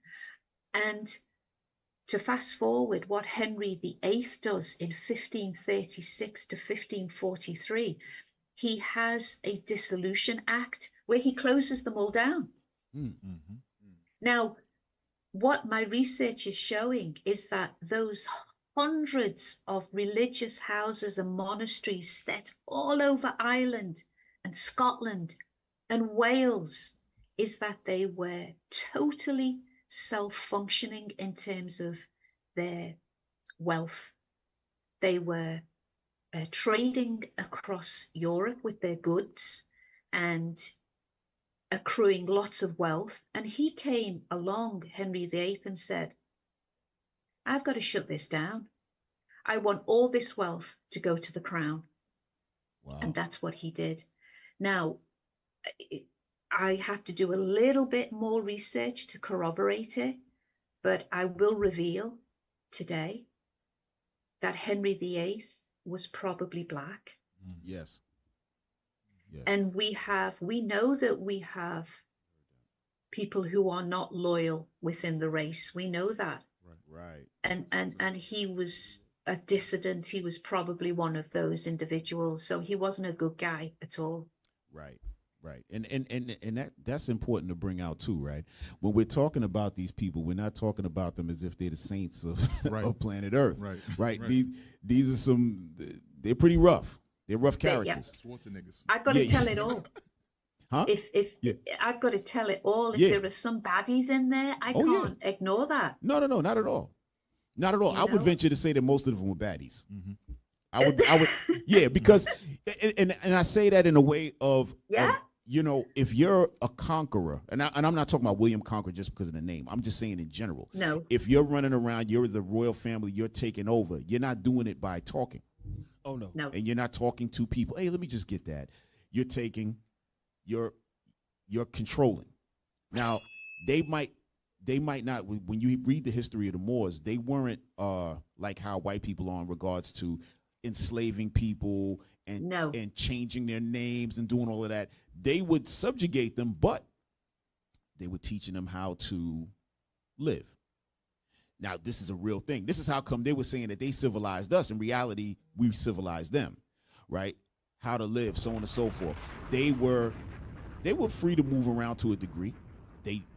But black people were ruling. That was just what it was. It wasn't, okay, now we're going to whip you and beat you and change your name. Now your name is our name. That never happened. No, but just going back to William, and I think there was lots of jealousy and sibling rivalry. Right. The history is showing that they were kind of throwing each other under the bus. Oh, yeah. You know, there was a lot of that. And we know that Henry and Rufus, as brothers, that there was some shenanigans going on with them. And Rufus, you know, is ultimately murdered in the forests, gets an arrow in his eye and so on. But there had to be some complicity on the side of the ruling elites for that complete takeover. Right. And Henry VIII is one of them. Right. And I am going to bring this out more as I get into, possibly part 4. No, that's gonna be beautiful stuff. We just want to we're gonna bring this one thing up with King James, just because we spoke about him earlier. Right. Brothers, just go to class content. It's the very last thing I posted in there. Okay, there you go. All right. So this was a book that we have. It's called The Negro Question, Part 4, The Missing Link, by Lee Cummings. I'm not sure if you know about this book, Doctor. You might. I have all of his books. Okay, there you go. I just said that because I know you probably do have all of them. but I said just in case, right? But it says so in this one it says King of Scots, right? And go to the page, and then read that thing. Image location, New College Library, Edinburgh, United Kingdom. I know that this image of a black King James can be a little confusing because of your Western education. Mm-hmm. But this is the truth that is known by the rich and the elite in the world. That was the reason I paraded all of the English historians and professors before you before I got into the bowels of this book. I had to get your mind ready to receive the truth. King James came from a long line of black Scottish Stuart kings. 343 years of rulership in Scotland. Go ahead, read the rest. The Stuarts not only ruled in Scotland, they ruled France, Spain, Ireland, and England. Go ahead. Britain, Wales. Right. And so these are all the places that Dr. Marie is researching. Yeah. Right? So, and we saw the name Stewards. We looked at it earlier, right? That was like around page 14, 15, somewhere in there, right? But we just showing you what this scholar got out of it. Doc, let me ask you, have you been able to meet, I don't know if some of these people who wrote these books, if they're still around, were you able to meet any of these authors of any of these books that you might be? No, not at all. Right. Okay. Not at all. Okay. No. Okay. And I mean, many of them have passed on now. That is for sure. Right.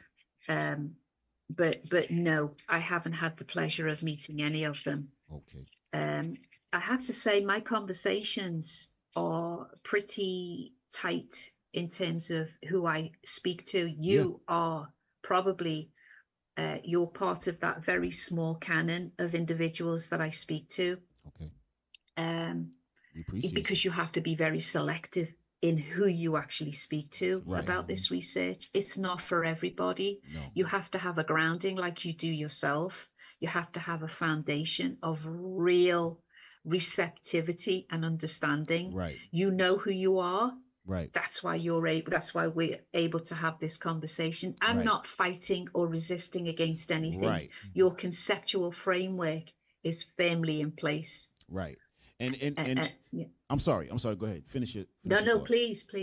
No, because I was going to say, generally people get angry and upset because it makes them feel like everything they've learned before is a lie. Right. And then they start to question themselves. But that's what you're supposed to do. Right. You have to question it. Right. Because we had no clue right before learning any of this. We're of the mind that they are the knights of the round table. They are the kings and queens, so on and so forth. We didn't have that. We stem out of Africa and then that's it. And our history is lost and we don't know who we are. Then we started to come. Now, when we learned, we said, okay, this makes sense because why are we so damn smart? Now, I don't want to be, why are we so smart? Right. Yeah. You know, even if they taught us something, that would just mean that we learned something. That would mean our critical thinking still shouldn't be where it's at. Mm-hmm. You can't teach that. That's something from within. That's your blood, like you said, the bloodline. So from that, we understand like how we move as a people, things like that. Our just overall gifts and everything. Right. And you see it amongst these people, you know, but it was their time to rule. You know, the Lord put an end to it, just like he does put an end to everybody's rule. He put an end to that rule for whatever reason. But now everything is resurfacing. You're so correct. It's all this renaissance that we are experiencing. You can't stop it. No, it's out there now. It's right. You know, just as you were speaking though, and you said, why are we so smart? Right. You know, this idea, and it kind of does infuriate me a little bit when I think about our children who they put out in the mainstream cannot read or struggling readers. Right. If they only knew, our children, the foundation and the emergence of literature, that I'm now documenting this, particularly in part 3, that all of those institutions and those universities were seeded by the original priests. Right. And Oxford University, Cambridge University was seeded by these original Black priests. And what they did, which was so incredible, is that they had these wonderful libraries with all of this literature that they were honing and putting together. Now, Henry, all of these monarchs were, even if we go back to Alfred the Great, another Black Anglo-Saxon king, he is this tremendous literate man who has he has Aesop's tales in his library. He's translating a lot of texts from Latin into English. And that's just some examples that I'm giving you. But many of these institutes and institutions of higher learning were founded by these Black priests all over the British Isles. So when I hear these reports that come out and say, you know, Black children are struggling, they can't read, if those children only knew their background and their history, they would sit and they would be turned on instantly intellectually because of that bloodline memory. That's right. But the schooling system must keep that hidden. Right.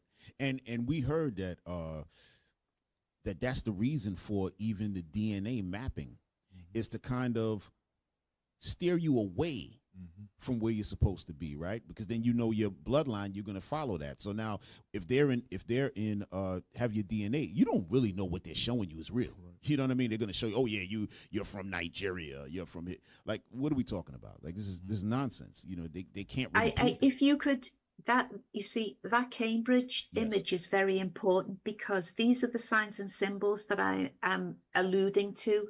Right. There are Black faces embedded on the underbelly of the lions, you see.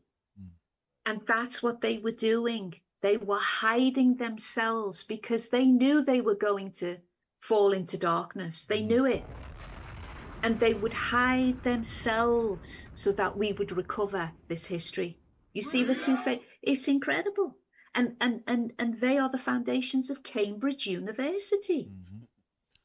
Oh man, you can't make it up. Go to the Zondervan Bible Dictionary and pull up King James. Same thing she talking about, man. Let's see some of the good work that they did. Yeah, because it said that they were hiding themselves because they knew, right? Yeah. So you could always find out. You know, that's something else. Go ahead. Even first go to Isaiah chapter 28 and verse 10 and 11. 28, I think it is. This is the book of Isaiah, chapter 28 and verse 15. Yeah. Because ye have said. No, I want 10. Oh, verse 10. Verse 10. For precept must be upon precept, precept upon precept, line upon line, line upon line. Here a little and there a little. Watch this. This is the prophecy on that God gave us that King James would do to the Bible. Watch this. Go ahead. For with stammering lips and another tongue will he speak to his people. The Most High said with stammering lips and a different language will he speak to us. So the Bible was what it was originally written in Hebrew and Greek. But through the resources that King James had, he had it translated into English, just like what you said. Give me that the Zondervan Bible Dictionary now. Right. This is the Zondervan Compact Bible Dictionary. Can you put the title, put up on the screen or no? Okay, good. Go ahead. King James Version. Come on. When Elizabeth died in 1603, the crown passed to James I, who had been king of Scotland for 37 years. Well, we just read in the book, in the history book that Cap brought out. Come on. As James VI. Uh-huh. Several months after he ascended the throne of England, he authorized. He did what? Authorized. No, he written. He authorized. He authorized because he had the power to do so. Come on. A new translation of the Bible. Come on. To replace the Bishop's Bible. Read. 47 of the best Hebrew and Greek scholars of the day were divided into 6 groups. 3 for the Old Testament. Come on. 2 for the New. And 1 for the Apocrypha. 2 of the groups met at Oxford. 2 at Cambridge. 2 at what? At Cambridge. Wait, you mean to Let's tell go. me? You mean to tell me that them people was black and looked like us? Right. Right. That's the history that we bringing out, and all of this stuff is biblical prophecy that was bound to happen to wake our people up in the latter days. Yeah. So what? That wicked man to be revealed, like it's saying 2 Thessalonians. Yeah. But, hey, drop that. Why is that compact thing still up there? They're crazy. But you see, even the Bible dictionary was telling you that these things were happening in Cambridge, in Oxford University, where our people were. Like this is like beautiful stuff. Absolutely. You know? It's the synergy. That is incredible. Wow. I love that. I just took a shiver when he said Cambridge and Oxford. Yeah. Ow! Yeah. This is all of the scriptures. It's there. Yeah. This is our history. Right. You know, what they say is knowledge is power. Right. Yeah. With this knowledge, we can bring the power back out of our people, and that's the goal. Yeah. The goal is to bring our people out of this dead state of mind. Right. You know. Right. And as we move forward, right, and you have a lot of people creating schools, stuff like that, right? Independent schools. Books like this have to be there because you're not under the auspices of, let's say, here in America, like the Department of Education or right. So you can have these books in there, because they want you to fulfill a certain curriculum, right, in order to be a graduate. No, that's fine. But like you said, yeah, we'll do that work, right? They have to learn math. They have to learn certain science. They have to learn certain history. But guess what? This is going to be there.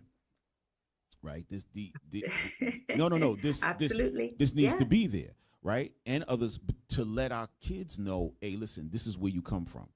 So although they're not going to take a state exam or a nationwide exam with this stuff, they're going to know inside, who they are as a people. And it's so interesting when I know that I can probably relate to you when I say this, but once exposed to this, you're never the same again.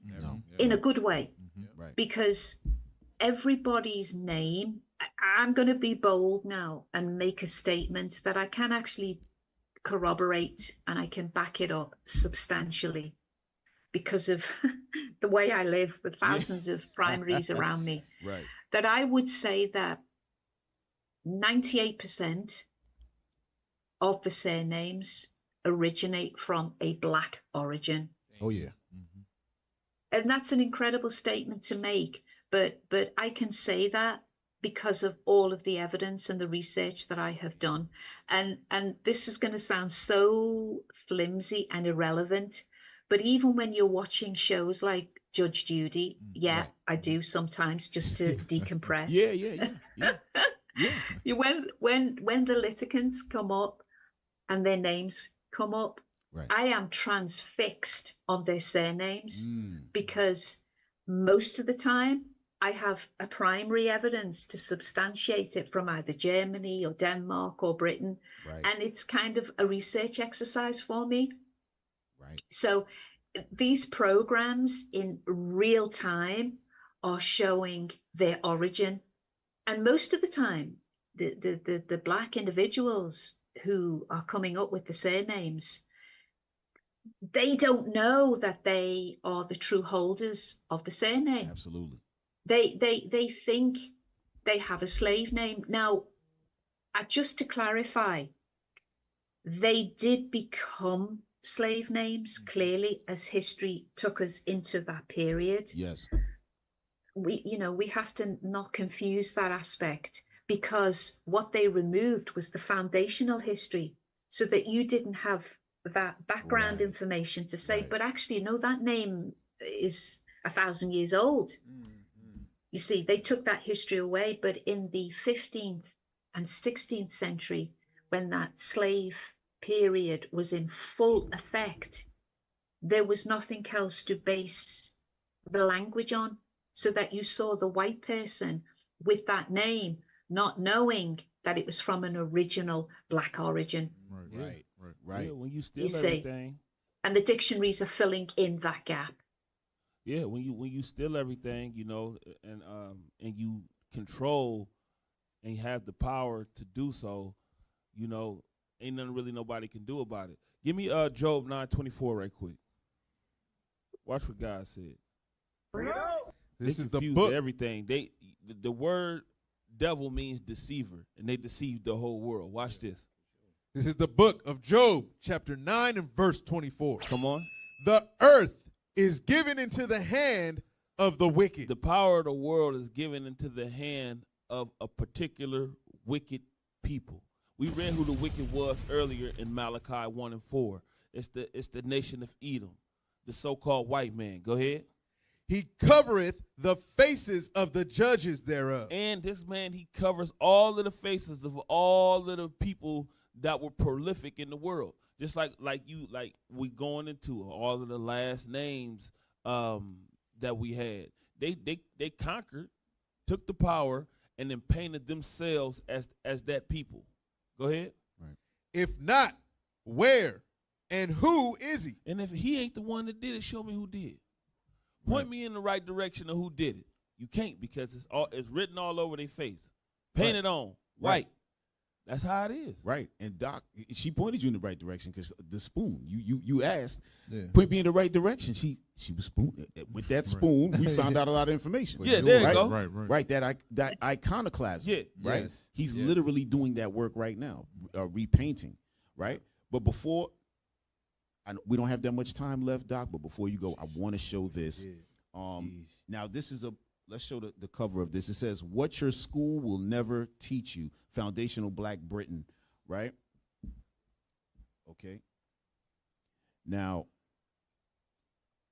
we're going to open up, right? And let me see. So, I'm sorry. Let me talk back in the mic. So, this is page 100, right? No, this is page 101, okay? I'm going to read the bottom of it. I'm going to read the part because it's going to be hard for you to see, and then I'm going to show it, right? It says, Cromwell ordered the shipping of thousands of Irish and Scottish people to the original 13 British colonies. One such colony, Virginia, provides another powerful piece of evidence from the county militia rosters. In DeWitt Boxstruck's 1998 seminal text, Virginia's colonial soldiers, he lists hundreds of soldiers in 1755 by their skin color, nationality, and surnames. Right? Now, let's get this. Now, everybody watching, remember, these people are coming from Ireland and Scotland. Okay? Watch this. Go ahead. Try to get in as close as you can there, man. Okay. Got it? Okay, here go the mic. Okay, look at that. Look at the first. James Frazier, 5'9", dark, 35 years old, Highlander, farmer. James Conway, 5'8", brown, 40, Irish, shoemaker. Samuel Tate, 5'9", brown, 24, Irish smith. So what they're doing, they're giving you the look, the complexion of the person, right? So a brown-skinned guy, one is a little more darker brown, but they're giving the age, they're giving where they're from, right? And what's their profession. Like we were telling you before, they're not just taking some people swinging in trees. Right. They're bringing people who can do something, right? As you go down, those were the Irish. Now, when you look down, it says Thomas Carr, 5'4", and these guys are kind of short. Thomas Carr, 5'4", 40 years old, brown, from Scotland, and he's a piper, right? So this guy is a musician. Well, I hope. Well, maybe piper doesn't mean that. Is piper a musician? Yeah. Okay, I just want to make sure. That's right. Right? And same for the next guy, Abraham Lowe, right? 40 Brown, Scotland, and Piper. There's about 4 to 5 pages of these names, brothers and sisters, right? So guess what? The people of Ireland, the people of Scotland, right? They were black people. This is what's being shown. And you weren't, and where they go into Virginia, right? So a lot of you people from Virginia, you weren't originally, your people didn't come from Africa in that slave trade. You came from somewhere else. Yeah. That's the point. Yeah. I remember when 50 Cent, the rapper, he had went down south. I guess his people are from Alabama. I can't remember where they're from. They're from somewhere down in the south. The white people who had his people in slavery, they went to that family. And she said, oh, well, yeah, his family. Now, when she said this, nobody understood what she was saying. She said, oh, yeah, well, they're not from Africa. They are with Mongolia. She mentioned they were from Mongolia. 50 was looking like, what the hell is she talking about? Everybody was like, she sounds like an idiot. But I was like, no. She's trying to tell you something. Yeah. You was from somewhere else. She has information that they don't have. She didn't expound on it. She just said, oh, their people are from Mongolia. Yeah. Meaning they were from some Afro-Asiatic, what people would call that today, right? So these are, Doc, this is beautiful stuff. We got to get you back at some point. Right. Yeah, man. We got to get you back at some point. I think it would be good to, I mean, this has been wonderful, this conversation. Yeah. It's been wonderful for my soul. It really has, to have this edifying conversation. Yes. But I would like to come back and perhaps present some of my work in a PowerPoint. Yeah. Yes, please. Yeah. That would be quite nice. But I think this has been important, and it's just been wonderful for me. Even though I have to say I am exhausted, but you have given me a whoosh of extra energy just because the conversation was so wonderful. We were hoping that would happen, because we heard you say that you were tired. We were like, tired? Oh, exhausted. We were like, tired? Okay, we're going to put some energy into the system right now. Because we know how it is. We know how it is. We've been up since last, I mean, we didn't go through the whole night, but we had to wake up extra early, obviously, to be here to see you. Because we were like really excited. Because remember, we just looking at these books and we're not thinking about it. Then we was like, wait a minute, let's try to get her on the show. We need to talk to this lady. This is incredible. But Doc, I just want to say thank you. We have to we're gonna reschedule you or schedule you again to come on and do your thing. And I think that's what the people would love to see that. What would be great, I can say this provisionally, wouldn't it be great if I could come on and perhaps do a brand new kind of revelation or revealing of part 3? Oh, yeah. It's so powerful. Excellent. When are you going to be done? You know, if I really, really put my skates on, I could get this done within the next 4 days. It's going to be 250 pages of pure primary source evidence that is going to blow you away. Oh no, we need it. We need it, Doc. We're going to be in contact. Listen, on the 4th day, we're going to be like, right, where you at? Yeah. Are you finished in there? You know what? I'm kind of, if you could imagine my frustration, because I want to get out. I want to get the German dictionary out. I want to get the French one out. I want to get the Spanish one out, because it's all there waiting for me to just put it together. Right. So I'm frustrated that I have to be patient. Right. But I want to steam and get these other nations and the dictionaries put out, because it will just change the game. Oh man, we can't wait. Yeah. We can't wait. We can't sleep. We definitely trying to change the game. Yeah. Definitely try to change the game. No, absolutely. Yeah. So listen, we're gonna let you put up your talk about your social media, where people can find you and things like that. But we just want to show the books, these 3 that we have here. This is the one I want. Okay, so this is the first one. All right. Let me read it. All right, Dictionary of Foundational Black British Surnames, the People, Places, and Their Primacy, Part 1. All right, Baratanac, Britain, Ingles, England. Okay. And that is the Maynell family on the front, a very prominent Yorkshire family, landowners. Okay. Okay. And then there's a part 2. The Coopers. Right. That's the Coopers. Okay. All right. So this book has the same name. Okay. It just says part 2. All right. And we will let you guys know where to get it. And this one is What Your School Will Never Teach You. Okay. And that is the Irish family, and that name has gone now. So the fatigue is really coming down on me now. That's all right. That's all right. So what is your because we'd like to put up do you have a social media handle? I have I'm on YouTube. I have my own channel, Dr. Marie Charles. If you just put that in YouTube, that will come up. That has a lot of the earlier videos. There's a lot of onomastics in Europe. Right. Czech Republic is a good one, Germany, and so on. People can contact me if you'd like to send me an email. I'm at there we go. Brilliant. That is the YouTube channel. And you can send me an email at yellowaugust@hotmail.com. Okay. And that's, and of course, all my publications are available on Amazon. Yes. Yep. Can we bring that up as well? Bring up her Amazon link just so people can see it. I'm looking at it right now. This is excellent. And people have been, so kind in their reviews. Some people are trying to sabotage the work, I have to say. Oh, they're gonna do that for sure. Yeah, that's fine. They have to do their job. Exactly. Yeah, you can't have the positive without the negative. You got to have it. All right. Yeah. So, brothers and sisters, you can go to Amazon and just put in Dr. Marie Charles. All her books will pop up, and you can start gathering them. Right. Especially those 3 we talked about, and Doctor's working on the 3rd one that she's trying to finish soon. That we'll be knocking on her door about. Yeah.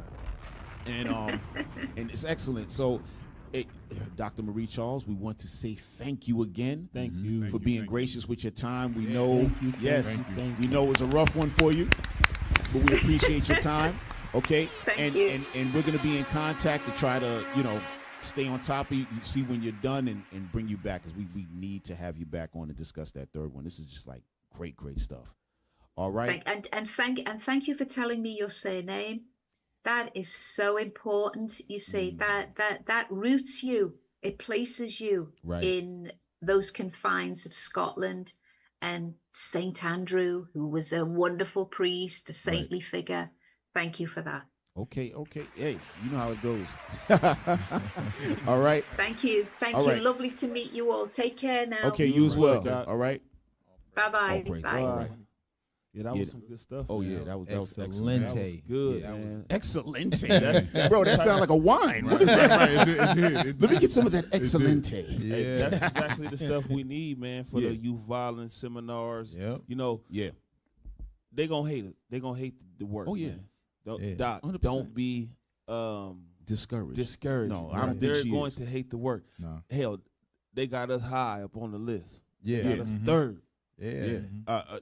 Listen, I don't think she don't care about none of that. She don't give a damn. Yeah, she don't care about none That's of that. good. She's That's bringing good it work. forth. Yeah, And she got a passion. Yeah, exactly. But this is the beautiful thing we were talking about, and the same thing we were talking about with Dr. Lulu on the last show, right? About his love for his people. Right. Exactly. That's why you do what you do. Same thing with us. Love for our people. That's why we do what we do.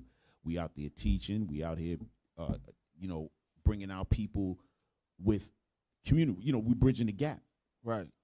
Right. To show that love. Hey, listen, this is us. Mm-hmm. This is our people. Now, we learned this originally from the bishops and the deacons, primarily Bishop Nathaniel and Bishop Yawasop, and Deacon Ithon is very big on it, so on and so forth, and that was what kicked it off, right? And Deacon Athon, he got hidden history, so he goes into a bunch of stuff. But it's great to have, to deal with the scholars, the ones who are really putting in that time. This is a beautiful thing, man. It's a beautiful thing. Just imagine if she take that spoon, like she was talking about, and dig a little deeper. That's our history. That's the real original deal of the Israelite history, because that's right up under where she at. Yeah, it's going to happen. I think that's where it's going to go. It's a snowball. Yeah, absolutely. Because you can't get away from it. That was when remember she brought out about the priests coming from France and going up. Right, I'm already turning. That's where those priests. That's where they're coming from, that line. But remember, our people started to get into Christianity and Catholicism, and it started to get crazy. Right, and that's where it's coming from. But all praise to the Lord. This was a beautiful thing, man. It was a beautiful thing. Man, hey, I got one more, man. I'm excited. Let me just grab one more scripture, man. Yeah, I got one too, man. I got changing the game, man. Yeah, that's exactly what we're trying to do. Of course. And this research is the beginning of us changing the game. What game are we changing? The hands of rulership. Give me Deuteronomy chapter 30 and verse 1. Go ahead. This is the book of Deuteronomy, chapter 30 and verse 1. Come on. And it shall come to pass, when all these things are come upon thee, come on, the blessing and the curse, come on, which I have set before thee, and thou shalt call them to mind. Call them to mind means you have to remember. You have to go down into that deep rabbit hole of history and call to mind what you were before you became that Negro, that nigga, that coon. Go ahead. Among all the nations. Amongst everybody. So no matter who watching, you got to learn who you are in front of everybody who's watching. Come on. Whither the Lord thy God hath driven thee. Like we've been driven to America. She's been driven to Europe. Well, where's she at? In the UK, right? The UK, yeah. In the UK. But all of this information is coming together beautifully. And we recalling ourselves right here in the mind of all of the nations. Come on. And shalt return unto the Lord thy God. Not only remember who you are, but return to the script, the scripts. Come on. And shalt obey his voice. Come on. According to all that I command thee this day. Watch how you going to flip the script. Thou and thy children with all thine heart. Come on. And with all thy soul. Read. That then the Lord thy God will turn thy captivity. And when we do these things, that's when the Lord gonna change the game. He gonna turn it back over to where we back on the top. Like Cap said, all of this stuff is coming to an end. Yeah. Rome came to an end. America's coming to an end. Like Judah said, we going back to the top like it was. God said these little guidelines have to be met. You have to recall who you are, and not only recall who you are, but keep the commandments as it is written, and then the script is gonna be flipped right side up again. Right. No, that's absolutely. We're gonna stay right there. Give me Zechariah 5. Right, because in order to flip the script, something has to happen. Something has to happen, and this is going to happen right here. Go ahead. You want verse 1, Cap? Yep. Zechariah chapter 5 and verse 1. Then I turned and lifted up mine eyes and looked, and behold, a flying roll. Right, that's that chariot. Go ahead. And he said unto me, What seest thou? And I answered, I see a flying roll. The length thereof is 20 cubits, and the breadth thereof is 10 cubits. Come on. Then said he unto me, This is the curse that goeth forth over the face of the whole earth. Right. This is the curse that goeth over the face of the whole earth. Go ahead. For everyone that stealeth. For everyone that stealeth. Go ahead. Shall be cut off, as on this side according to it. Go ahead. And everyone that sweareth shall be cut off, as on that side according to it. When he's talking about everybody that steals, it's not talking about people who's stealing some gum and a Snickers bar out of the store and all of that. That's not what the stealing is talking about. Watch this. Go ahead, read on. I will bring it forth, saith the Lord of hosts, and it shall enter into the house of the thief. What shall enter? That flying roll is going to enter into the house of the thief. Who's the thief? That's Esau. Yep. We read about him in Obadiah 1. In Obadiah earlier, right? That if a thief come to you by night, would he not have stolen until he had enough? The Lord said, I'm going to send my chariot into the house of the thief. Go ahead. That means to the whole nation of Esau. That's what it's talking about. Go ahead. And into the house of him that sweareth falsely by my name. Right. Saying stuff like, We the Jews. Yeah, it's we the Jews, and also saying things like what's America's logo? God, in God we trust. Things like that. Fake. Go ahead. And it shall remain in the midst of his house. Go ahead. And shall consume it with the timber thereof and the stones thereof. That's it, right? That thief he gonna get dealt with. Yeah, that thief is gonna get dealt with. Yeah, you know. And like prior shows, they trying to stop that flying roll from entering into the house. Yeah, exactly. Because once they get there, it's a wrap. Right. No, 100%. Right. Right. You said like prior shows. That's what we was talking about with what's our sister name? From NASA, right? And in the other show we had, we talked about Donald Trump putting a nuclear facility up there, trying to be able to stop the chariot. Listen, it's not gonna happen. Yeah, he coming in. That flying roll is gonna get here, and once it's here, it ain't no turning it back. No, game over. And we the sign that it's on the way. That's right. Yep. Remember what the Lord said in Revelation 7, that he got to hold the angels back. Yeah. They're like, yo, when we getting this shot? Like, how long we want to do something? Right. The angels up there like, how long shall this endure? Right. right. They're like, Lord, what you made me for? Right. You know? But all praise. That was an excellent show. World. Hey. Yeah.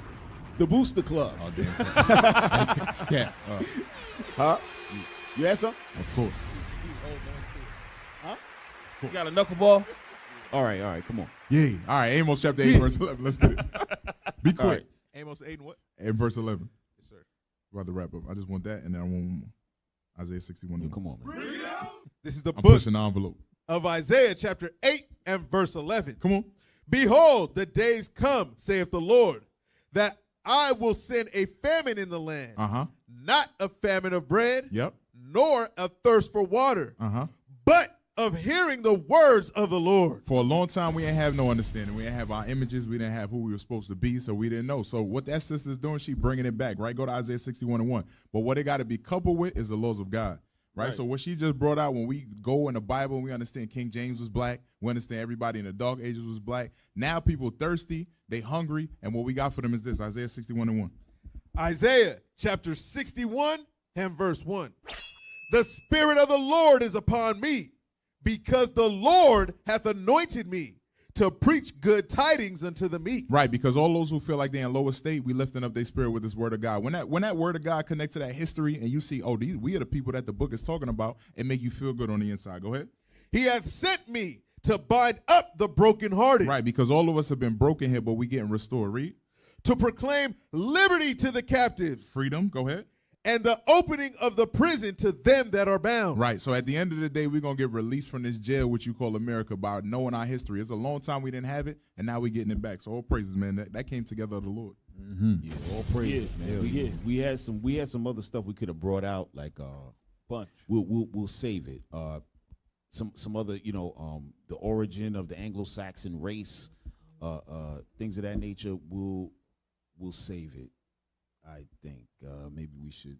Yeah. We're gonna hold on. We're gonna hold on to it because we got the sis coming back on, and hey, listen, man, she about to break out that book to us for the first time. That's gonna be crazy. We about to debut that. Don't bring it. Beautiful. Yeah, that's gonna be beautiful. All praises, beautiful, man. Yeah, we praise the Lord for that thing.